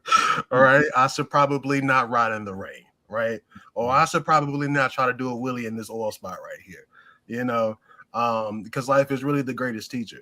You know, so now, you know, it's crazy, you know, how can they trust you from your scars? you can trust me by telling you, hey, don't do this because I've done that. I've been there, right? Kind of like parenting. Hey, don't touch that stove, it's hot, because you know already, right? So, if you have someone that is open to the knowledge, and really want to do it, I think learning from your scars is the biggest teacher that you can ever really have. By the way, I totaled my brother-in-law's Yamaha R6. He had it like one day. You don't put a brand new person that's never been on a motorcycle on a Yamaha R6 and say, go have fun. That's his fault. He shouldn't have let you on the bike. 100%. 100%. My wife was going to kill him. And me both when she came home and found out what happened. Jeez. Yeah. Gotcha. But yeah, people, and I think successes right now can be faked too well. Especially with AI. I've seen people even trying to compete with me on Facebook here, and they'll fake, and it's clearly AI. They'll fake, I was the top mortgage person of the month. Check this out. I got a screenshot. All right. So it can be fake. They got closings from months ago that they're posting. Yeah, just closed. So success can be fake and catfish nowadays. So I think that's not. People want to see winners. Don't get me wrong. However, people trust people that they can relate to more. Relatability is more powerful than showing your highlight reel. So, and let me say this before we get to the next clip. One of the biggest misconceptions in business, people think they're selling a product, a mortgage, or a service. They're not. They're selling confidence. And confidence is built through connection. So let's go ahead and get to the next clip here. We're running through it. And then at the end of this clip, we're going to go over to BDM. And then we get to the last two clips here of the show. And then we can wrap it up. Let's go ahead. Let me know when you can see the screen here. Y'all see it? Yeah. All right, cool. Selling a product versus selling a story. Selling a product focuses on features, benefits, and transactions. Selling a story focuses on emotion, experience, and connection. A product is all about what it does. A story is about how it makes people feel. Products inform, but stories inspire. Products sell benefits, but stories sell beliefs. Businesses sell products, but brands sell stories. Businesses fight for attention, while brands earn devotion. One attracts one-time buyers, the other builds lifelong advocates. Selling a commodity makes you blend in, but selling a narrative makes you stand out. A normal car gets you from A to B, but an expensive Porsche turns every journey into an experience. And the truth is, people buy emotionally and then justify logically. Every business has the potential to sell a story, not just a product. But this takes more than luck. It takes purposeful research, strategy, and execution. For example, we worked with the ARAM Clinic. Before rebranding, they sold dental and medical aesthetic services. After implementing our brand strategy, they now sell the essence of becoming your best self. Because life should be lived to the fullest. You deserve to be able to destroy your insecurities. And the ARAM Clinic is here to help you achieve that. By building the brand around an emotional pain point, didn't just set the brand up for success. We positioned it to sell more than just a service. To sell a pain point. Want to also build a premium brand? So, for example, for me, I don't sell mortgages, I sell ownership. I'm the ownership guy. That's me. Whether it's, accountability, personal accountability, whether it's, being undoubtedly you, owning yourself, owning your mistakes, owning your shortcomings, owning your successes. That's what I sell. So experience. Let's see. Actually, no, I think this is hello, how can I get a 100K? Yeah, you can apply. Go to www.applywithb.com. And I'll definitely I'll definitely lend you 100,000 if it's for a mortgage. But let's get to the next question here. Hey, before we do move on, mhm. that clip just reminds me. I watched this movie a couple of days ago called Lamborghini. Have you guys seen the Lamborghini movie? I've seen the trailer, but I never I think I actually have seen the trailer too, but not the movie. Right. So in the movie, the guy, he's a Ferrari has been around for a long time, and he's selling cars and stuff like that. And he already has that his brand together, right?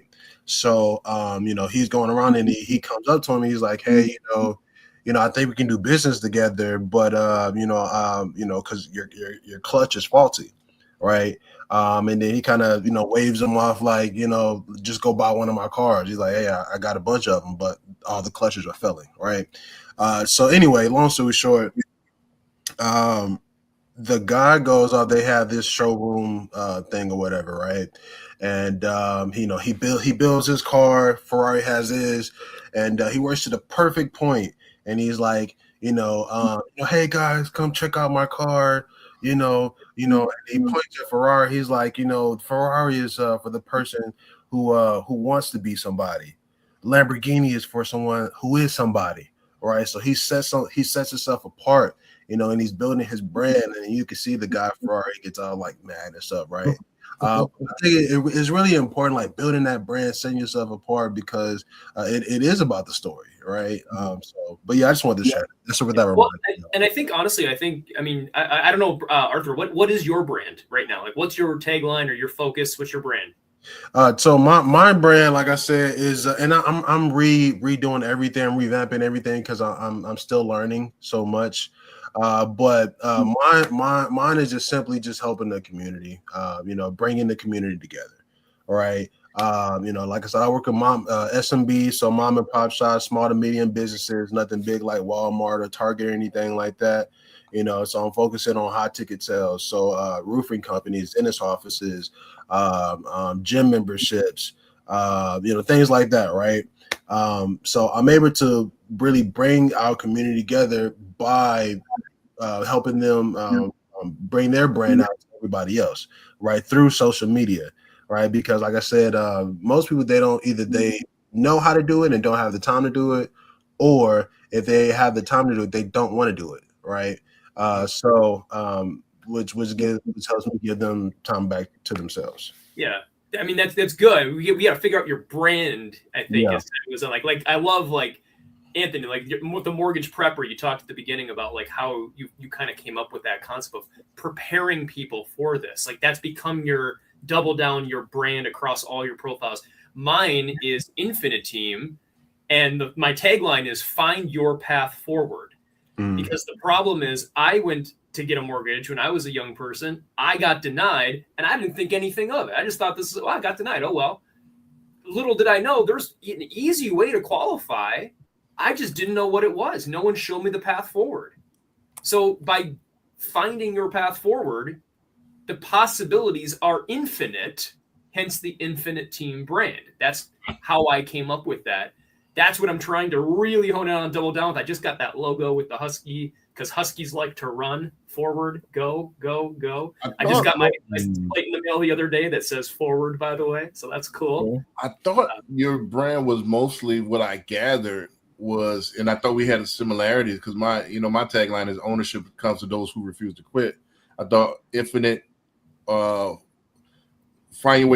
your way forward, or find your path forward. Find your path forward was more about keep going, don't quit. Yes, it's determination, but it's also, I think of it in terms of, which is why it's a Husky, is a husky running through trails, through the woods. The Huskies in shape too. Yeah, they're ready, they're going, they're pulling. Right. There's a lot of weight, there's a lot of struggle, but and it's a long journey sometimes that we're traveling through. That's where I thought it was more, hey, infinite means, hey, I'm going to keep going no matter what. Exactly. But it's keep going, infinite possibilities too, of which direction you could go. How far you can go is up to you. How far can you run? Right. But which path are you taking? And everybody's like a fingerprint. It's unique to you. Your path might be a little different than another person's path, and it might get you there faster or slower. but do it the right way. And if you got a good guide, if you got someone running that the musher behind that's pushing that sled, go this way, then you'll behind you, then you'll be able to work through that. So that's been the thought process, is that the trail mindset. Let's get this last question, then we're gonna go to B&M and we're gonna get these last couple out real quick. If two companies offer the same exact product at the same exact price, why would someone choose one over the other? Branding. Which one makes them feel better? Right. Anthony, what you got? I mean, I think it's a combination of both of those things, right? Your feelings, your brand elicits a feeling. I would say if we talk in marketing, it was the ones that's more relatable. For me, is the one who can relate to what I want to do if it's the exact same price. I don't know. I think it kind of comes into quality too, because it's like right now, exact same product, exact same price. Yeah, I mean, because I'm thinking about all right, Burger King versus McDonald's, right? Why would I want to? That's not the same product, though. Same product, right? But they do taste a little different. They taste a little different, But it's like, why would I go here instead of there? But I don't know. What about like maybe an example would be like two car dealerships down the road, used car dealerships, new car dealerships selling the same new car off the lot, same exact sticker price, everything exactly identical about it. Which salesperson would you go with? Right. The one that I like. So that it comes down to the salesperson now. It's not so much the product or the brand, because the brand, you're talking about Toyota and whatever else, right? They're the same brand.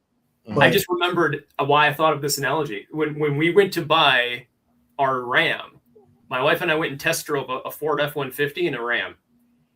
And the Ford F-150 guy said, "Hey, take a test drive. Here you go. Like, go around the block. Okay, great. Here you go. What do you think? It's all right."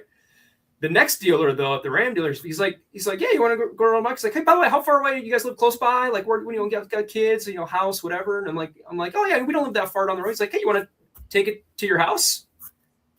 I'm like, because I was talking about how my garage is how we got on the topic. My garage is kind of like a certain size. I don't know if it's going to fit the Ram or the F-150. Like, I'm trying to get, because I was thinking about measurements. He's like, "Why are you asking about measurements?" Like, well, let's just drive to your house.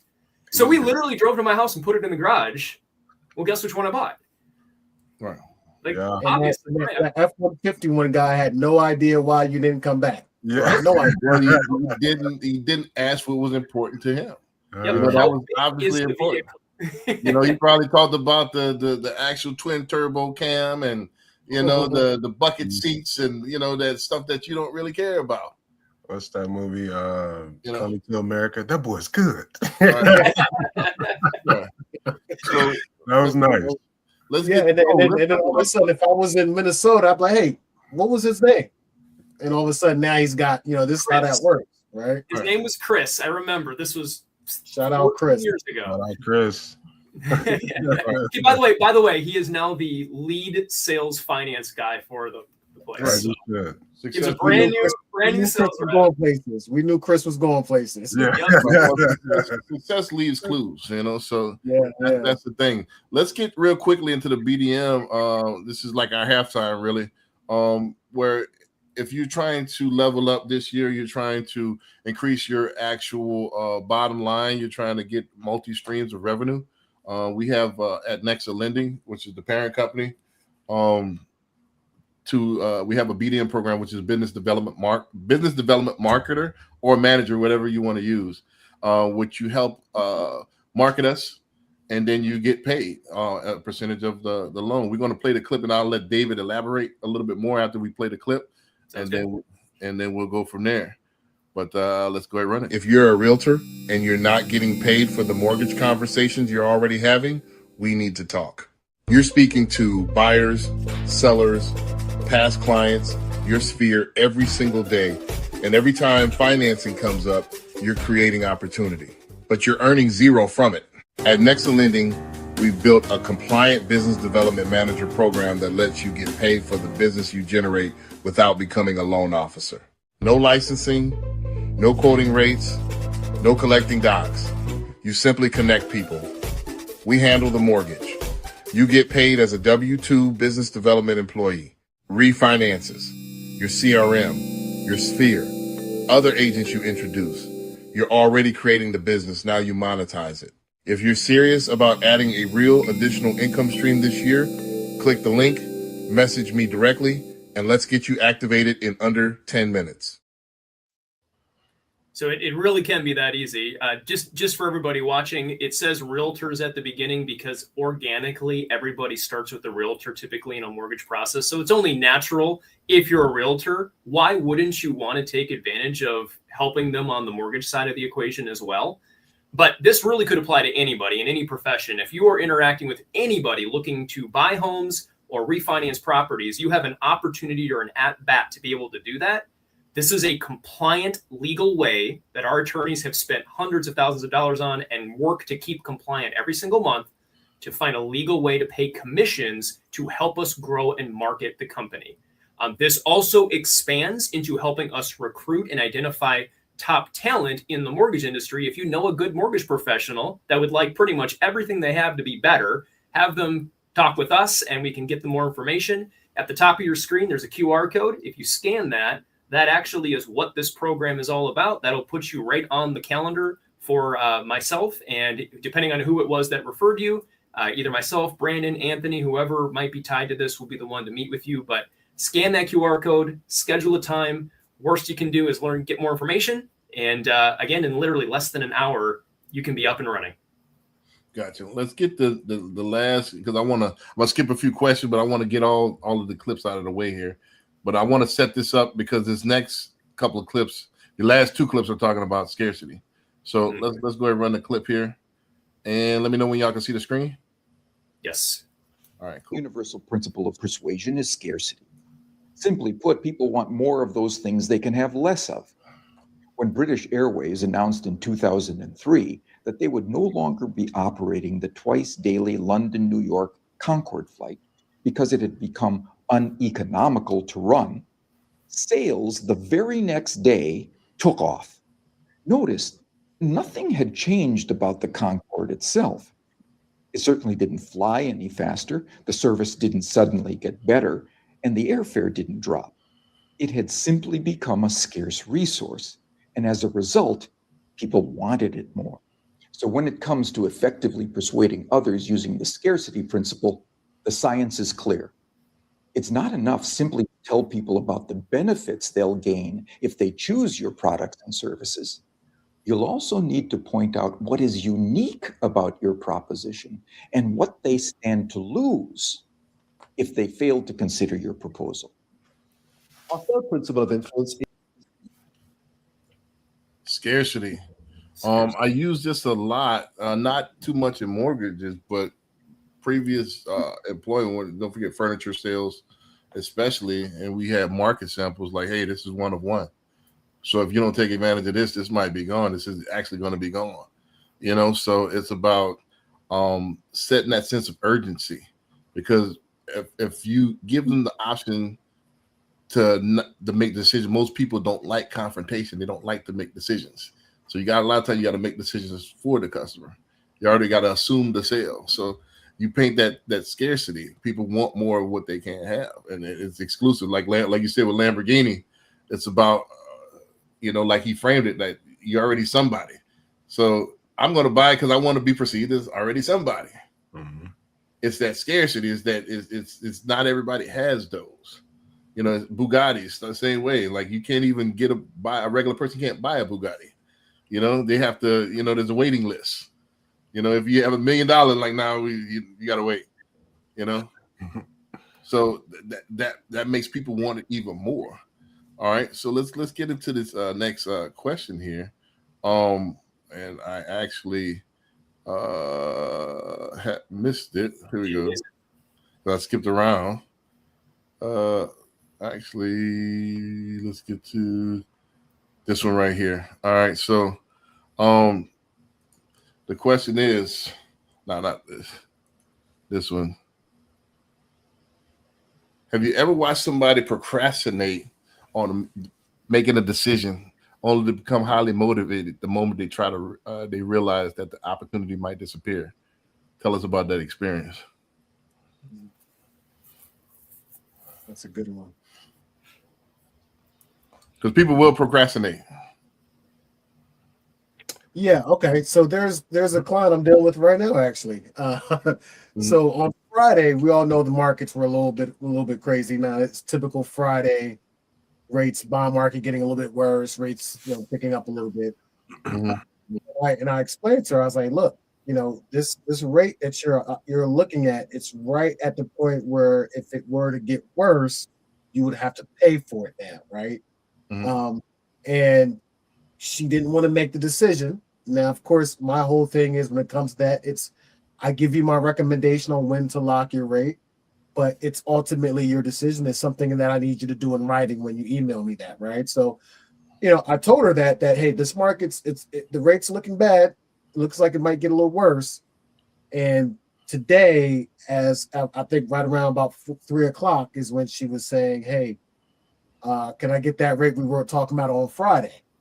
Luckily, rates got a little bit better at the time, but she started panicking, and was blowing my phone up probably right around 5:30. And that's particularly because she thought that it was going to be a situation where she couldn't get that rate that she talked about on Friday. Right. Yeah, that's definitely big in our business as far as decision making.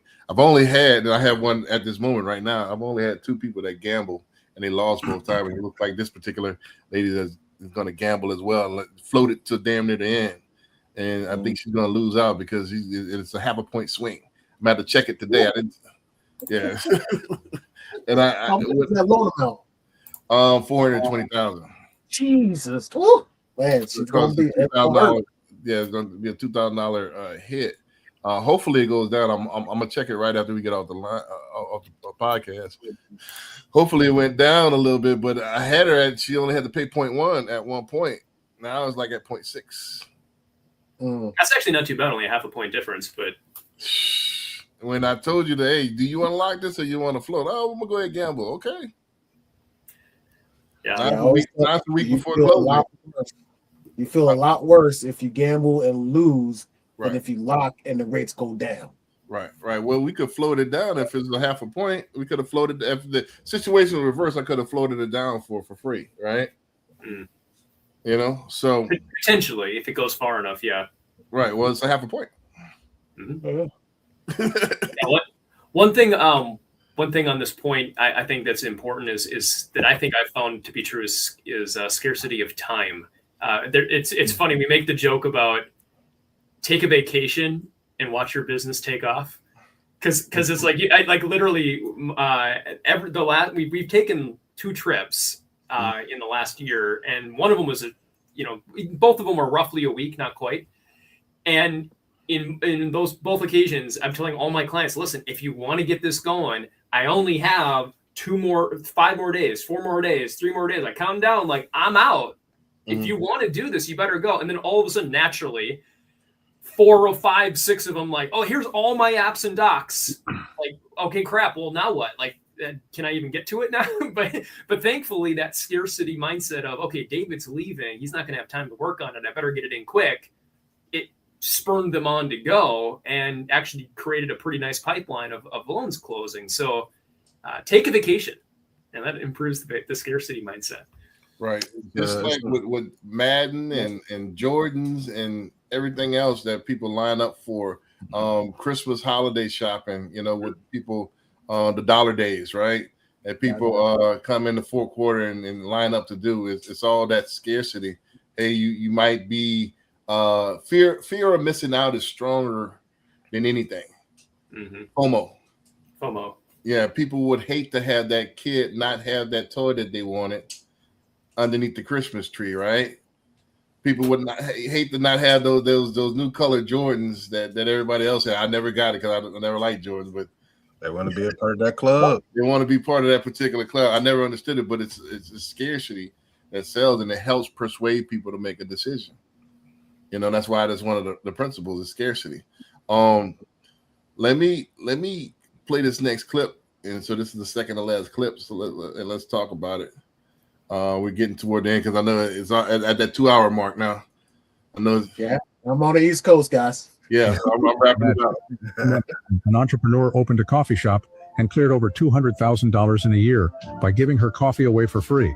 While everyone else was charging for a cup, she was handing them out. How does that make money? Listen to the play. When she opened, she made an announcement. 1 free cup of coffee every single day for an entire year. Not for a day, not for a month, for the whole year. And if you showed up every day, you'd get a $300 Amazon gift card at the end of the year. The neighborhood went wild. Everyone crowded in to ask how to join. She told them, just pay $5 for a membership card and you can drink for free all year. The customers did the math. $5 for a year of coffee? That's $700 in savings. They thought they were robbing her blind, but the reality was the exact opposite. With that free strategy, she signed up 3,000 members instantly. That's $15,000 in cash right there, covering her initial rent and bills. Then she set the free coffee hours from 7 a.m. to 10 a.m. Think about it. No one just drinks a black coffee on an empty stomach. People bought a piece of toast, a croissant, or a juice. On average, every customer spent an extra $3 per visit. That's $90 a month per person, or over $1,000 a year. Even after the $300 gift card, she was netting $700 in pure profit per member. With 3,000 members, she was easily clearing over $1 million. But the story doesn't end there. A month later, she gets a call. A deep voice says, "I like your brain. I'm the biggest real estate tycoon in the city. Let's talk." They met at a luxury restaurant. The tycoon said, "The market is brutal. How do I make my project explode overnight?" She took a sip of her coffee and said, "Simple. If you're selling a house, you have to make the buyer feel like they're losing money if they don't buy it. Step 1, scarcity." She told him to announce a $0 reservation list. The first 100 people only had to pay a small, fully refundable deposit to lock in an insider discount. This created instant panic. Everyone rushed to get on the list. Step 2, gamification. Every person who reserved a spot got to spin a lucky wheel. Prizes ranged from appliances to 50% off the down payment. Even the worst prize was a useful home appliance. No one wanted to walk away. Step 3, viral growth. Anyone who reserved a spot could invite a friend. If the friend joined, both got an extra discount. The project went viral overnight. On opening day, the sales center was packed, and every single unit sold out in hours. The tycoon was stunned. "You're sharper than any marketing expert I've ever hired. Where did you learn to think like this?" Linda replied, "Ever since I was a kid, my parents made me read books on strategy and human nature. That's when I realized the most powerful thing in the world isn't money or power, it's mindset. Wealth comes from strategy, not just sweat. It comes from seeing the big picture while everyone else is staring at the ground. Powerful minds create powerful people. Successful parents don't just teach their kids to study, they teach them strategy and street smarts from day one. They know the world is a jungle. If you only teach your kids to be obedient and hardworking, but their mindset stays poor, you're sending them out as prey. Well, let's go ahead and get it cranking out here. This is the last couple questions here, and then let me ask you this: what's the most creative marketing strategy you ever seen that made you stop and say, "I wish I thought of that"? More importantly, why did it work? So, answer. Give me your reaction to the clip, obviously, and then give me a real life example of a genius marketing strategy. So, not all at the same time. that clip, I like the idea of scarcity. It's a little tougher to kind of manipulate in our industry, I think, but that whole idea of scarcity is huge, right? Because that's where the responsibility and reciprocity still kind of works together. Once you've built the trust, your influence itself becomes scarce, and that's when it becomes valuable, right? People will believe you faster, they'll question you less. The responsibility is also not exploiting that shortcut, but using it for good and not manipulation. As far as marketing ideas, I would say it's hard for me to think of that on the spot. There is something I can come up with though. Let someone else take. Let me think about that one for a second. So one thing that I do with my marketing business is I notice that a lot of business owners really don't have websites, right? And that is a major part, especially when you're trying to track your analytics, make sure that your target audience is being fed, right? So one thing that I do is I actually look for companies who don't have websites, right? And I offer them to build them a free website, right? hey, I'll build you this free website, but you have to pay for it to stay up, right? Because, you know, it's going to be a part of, you know, my domain, right? So I'm paying for the domain, right? And let's just say it's like, what, $15, right? I'm paying $15 for the domain. Now I'm telling them, hey, to keep your website up, you know, I built it for free, but to keep your website up, you got to pay me $15. All right. So every time I do that, that's not only paying for mine, my website, but that's keeping theirs and the next person, and the next person. Now I'm just doing compound. Right. So that's just an add-on. I haven't even sold the actual service yet. Right. So that's one thing that I do that I feel that I think that does work. Right. But again, like, you know, like Anthony said, it's very hard to do it in a lot of different industries because you don't kind of have the opportunity to do that. Right. I'm kind of stumped, honestly. I mean, like I'm thinking of a lot of good strategies that I've seen people done in our space, but nothing that earth-shattering of creativity that I've really seen, and nothing that's not replicatable. One thing that I think just in general is that I never really thought about that I thought was genius is when I first learned, this was a long time ago, when I first learned what a CRM is and the fact that there is actually a way that you can on autopilot create this retention campaign where you can stay in front, top of mind awareness. DJ Christofferson, one of our top recruiters here at Nexa, Toma, he talks about top of mind awareness. Just the more you can stay in front of people with valuable information, the better. And part of his whole thing was just every week or two following up with people, checking in, and then giving them something helpful, some news thing that maybe they missed. Did you know this? Hey, here, did you know you can download this free thing online here? Like, just, or here's a random site. Did you know this thing exists to look up county tax records or whatever? Like, just something tangible to reach out to people with. I never had thought of the idea before, and I just thought it was genius when I first did. I'm like, why have I never been doing this before? I'm such an idiot for not implementing sooner. I think, Brandon, I got one, Brandon. You wanted to go first? Yeah, I mean, I want to take it back to the basics. The best one that I've seen is let's go to McDonald's. You know, when they have the actual games, Monopoly.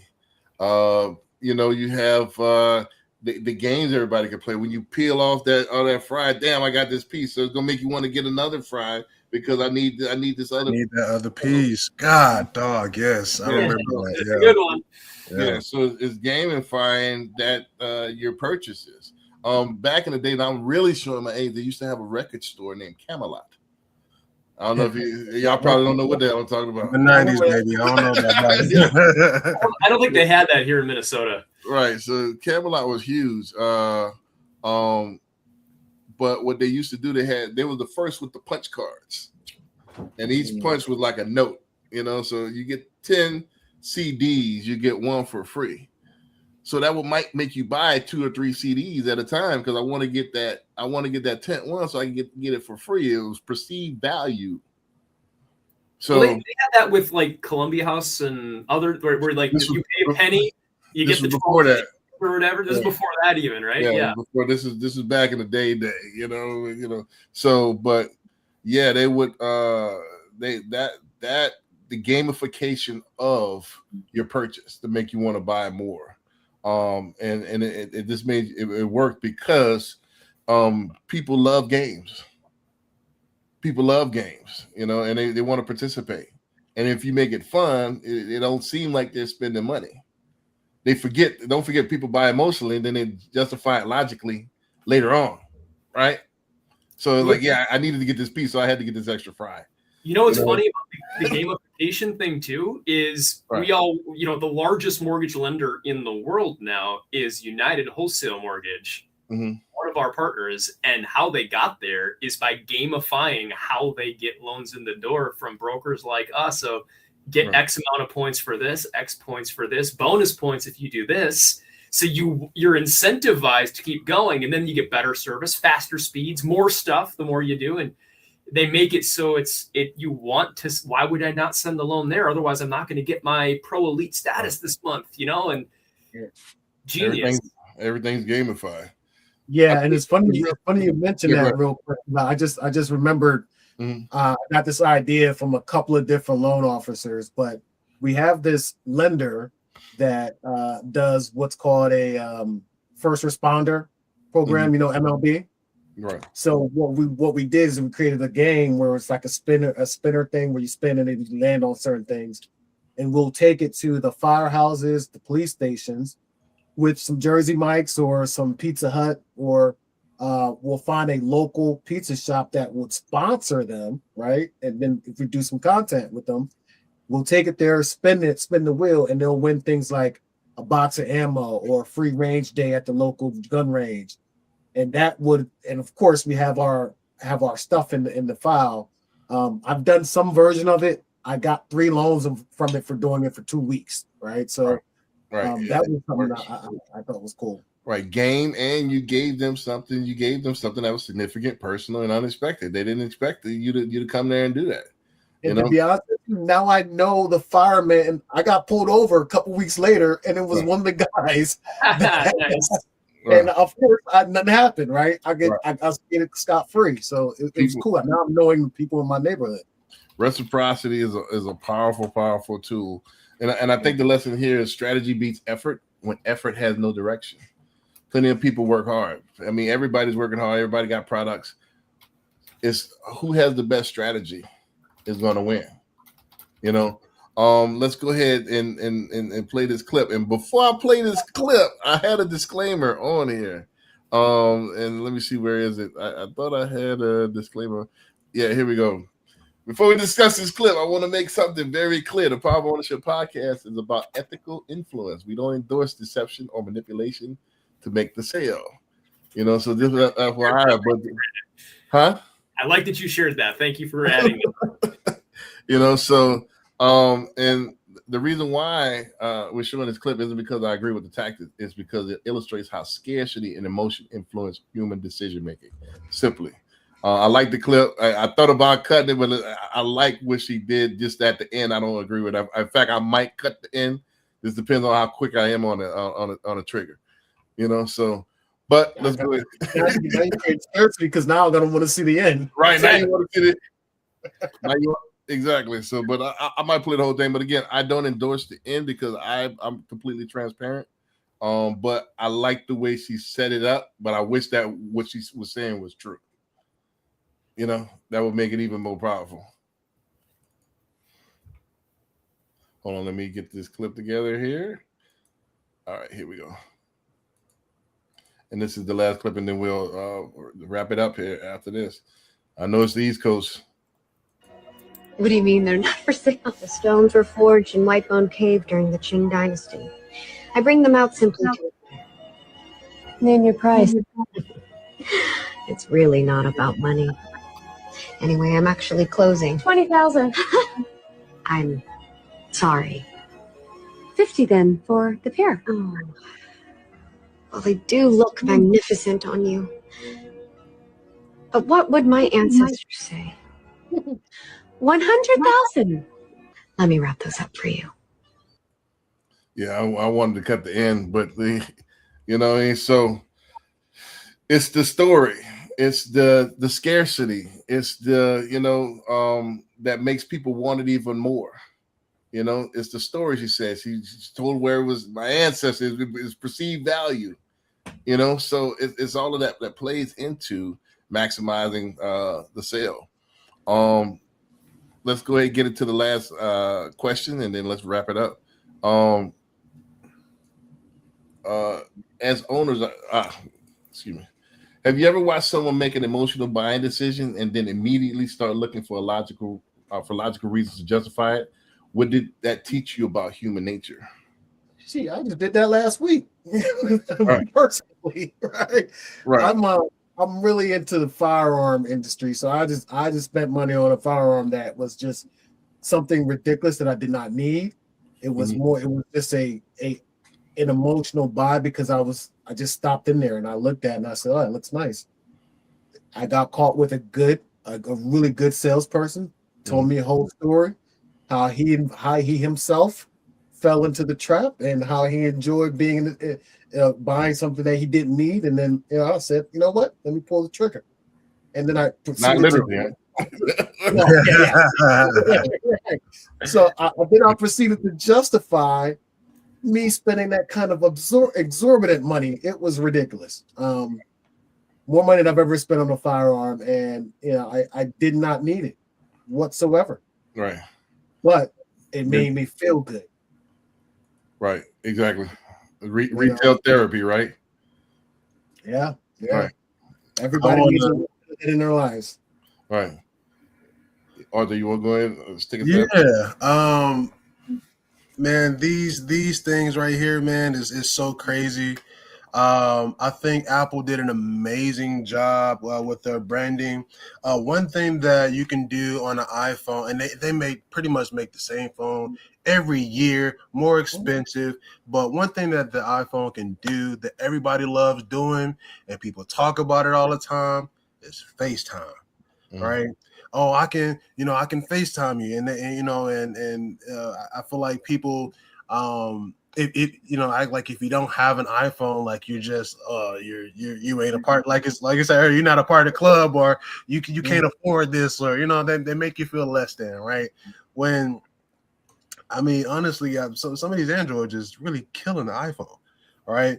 But I think it's the it's that feeling of being a part of, and then also I think another great thing is this thing works on like just Wi-Fi alone, so some of the other people kind of sell the point of I can still use my phone on Wi-Fi if my phone is off, right?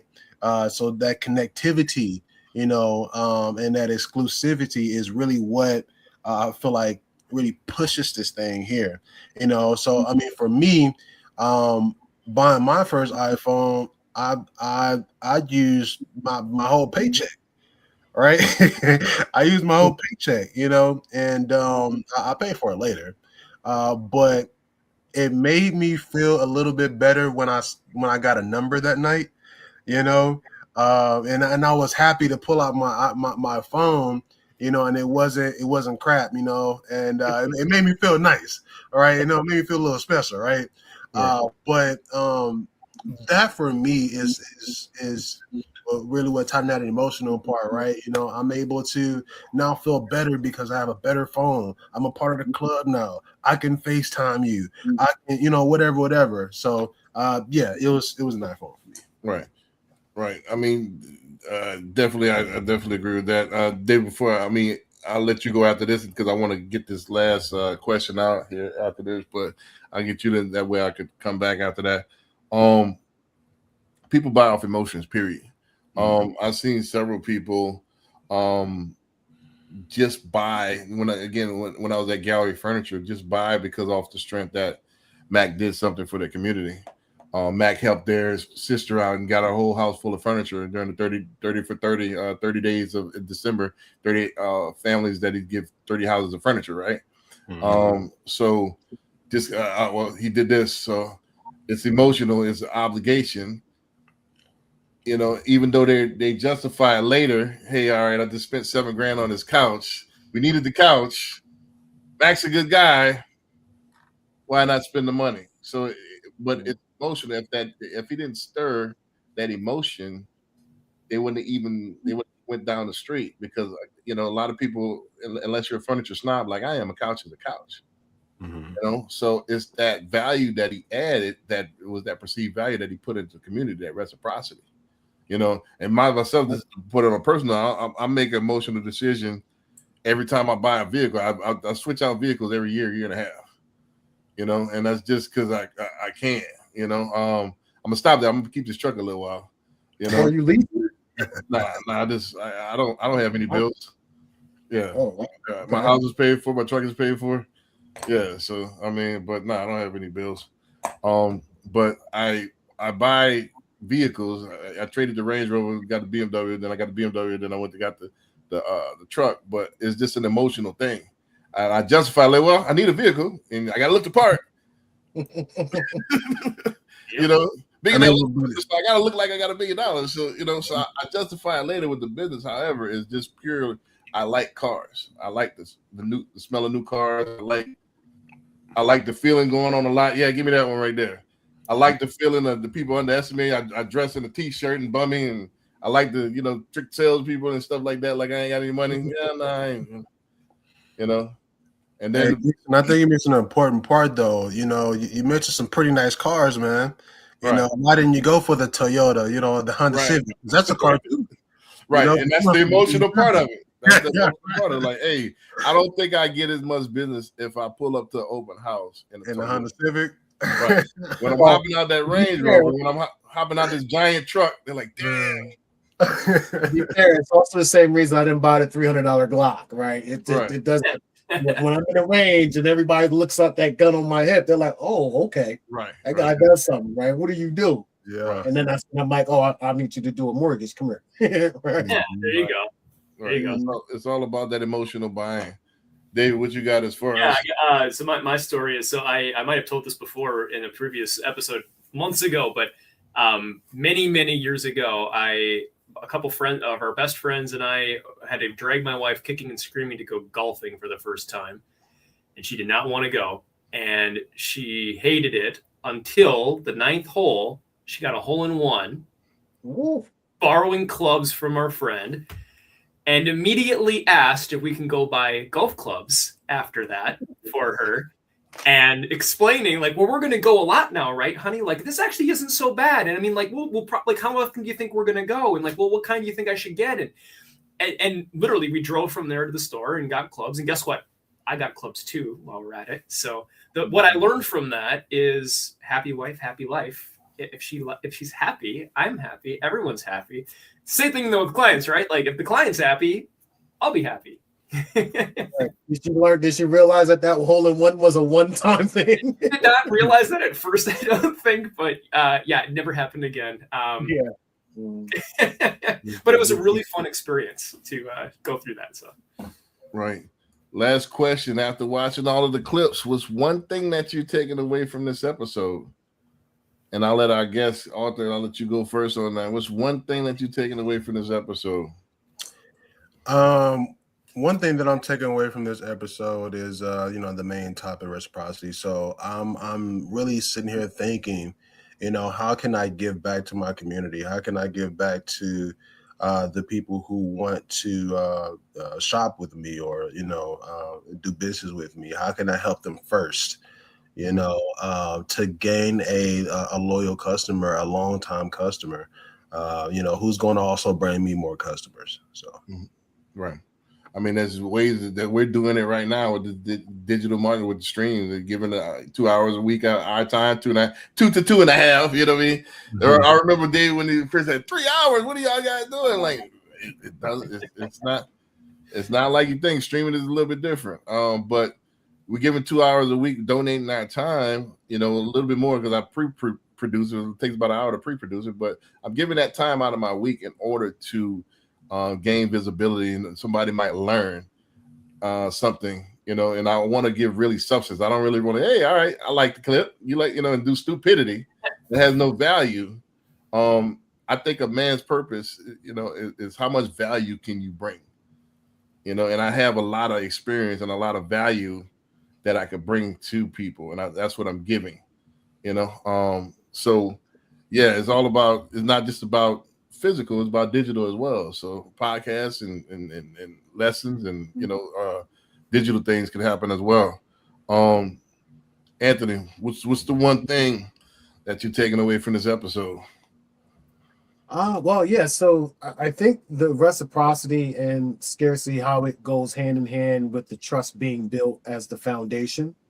Mm-hmm. I think that's the main thing, right? Getting to that trust point as quickly as you possibly can organically, and then making sure that you're providing something in value that they've deemed valuable, because you can provide value all you want that you think is valuable. If they're not, they don't see the value in it, then it's not helpful. It's valuable to you, but it's not valuable to me. Exactly. So, I think that's going to be huge for me, is just making sure I'm still building that trust from the jump, making sure the value I'm providing is something that they recognize as value. And ultimately, what you said earlier about making sure I get my reciprocity when I Incredible. over deliver, right? You got to My hook 'em. pleasure. It's exactly, I'm sure you'll do the exact same thing for me if I was working in your business. Oh, no, But if I I hope was that in your can- business or if I were in your home, I know you'll do the same exact thing for me. That's why you think Okay. Chick-fil-A say my pleasure. Yeah, I see it. Yeah, I remember it. I don't Right. mess with Chick-fil-A, but yeah, I heard. Right. But you got what I'm saying. That's service. We're servants, right? Yeah. You know, so it's my pleasure. You know, but David, what's the one thing that you're taking away from this episode? I need to be a better storyteller so that I can relate better to my clients, because facts tell and stories sell. So if I can really master that art of storytelling and get less focused on facts, more focused on the relatability to the family or the person, I think that will go a long way in not only greater success in business, but a generally better, more enjoyable experience for all involved, including me. Right. And then when you tell those stories, make sure it's relatable to them. You know, That's so what I said. We can relate, relatable stories. relatable stories. Because if you're talking about the time that you went to Wisconsin and they don't care nothing about it, you know, like, all right, what are you telling me this for? You know, so there has to be something that Purposeful storytelling. Purposeful Is that a better way? Right. Or if they ask you your why, that's the perfect opportunity. You know, and just I still think that that story is probably make me actually want to do the same thing on my website, kind of YouTube, to kind of tell your backstory, because people want to know your why. You know, people want to know your why. People want to know that makes you relatable. You know, and telling the story, seeing your dog, seeing everything that's what people want to see. Yeah, You know? I think that was one of the best things I ever did for my business, was hiring a videographer to actually come in and record a couple of videos of just who am I? Right. Just people know who this guy is.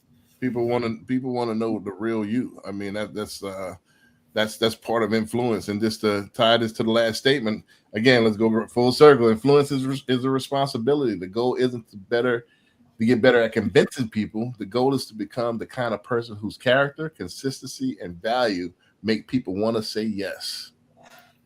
So are you that person? You know, am I living it?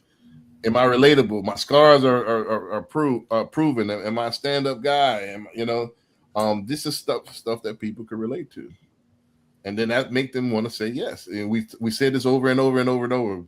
Humanize. How can I humanize myself? Well, you got to treat a person like they're human, not like they're just a number. This is my script. All right. So A, I say this. B, I say this. C, I say this.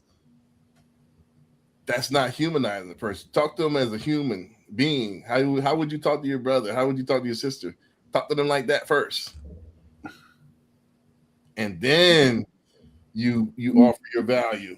But until then, if you're not on a human to human level, if I'm talking that there's just barrier in between us, customer to salesperson, that's the disconnect. So humanize yourself first by humanizing them first. You know. So with that being said, we'll see you next week. Hey, Daz, thanks for having me, man. Appreciate it. Take ownership. Don't make excuses. Don't blame any other person or any other thing. Get control of your ego. Take ownership of everything in your world, the good and the bad.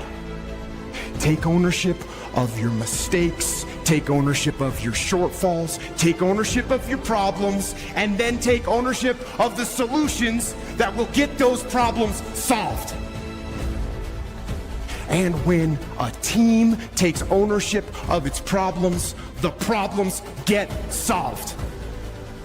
And that is true on the battlefield, it is true in business, and it is true in life.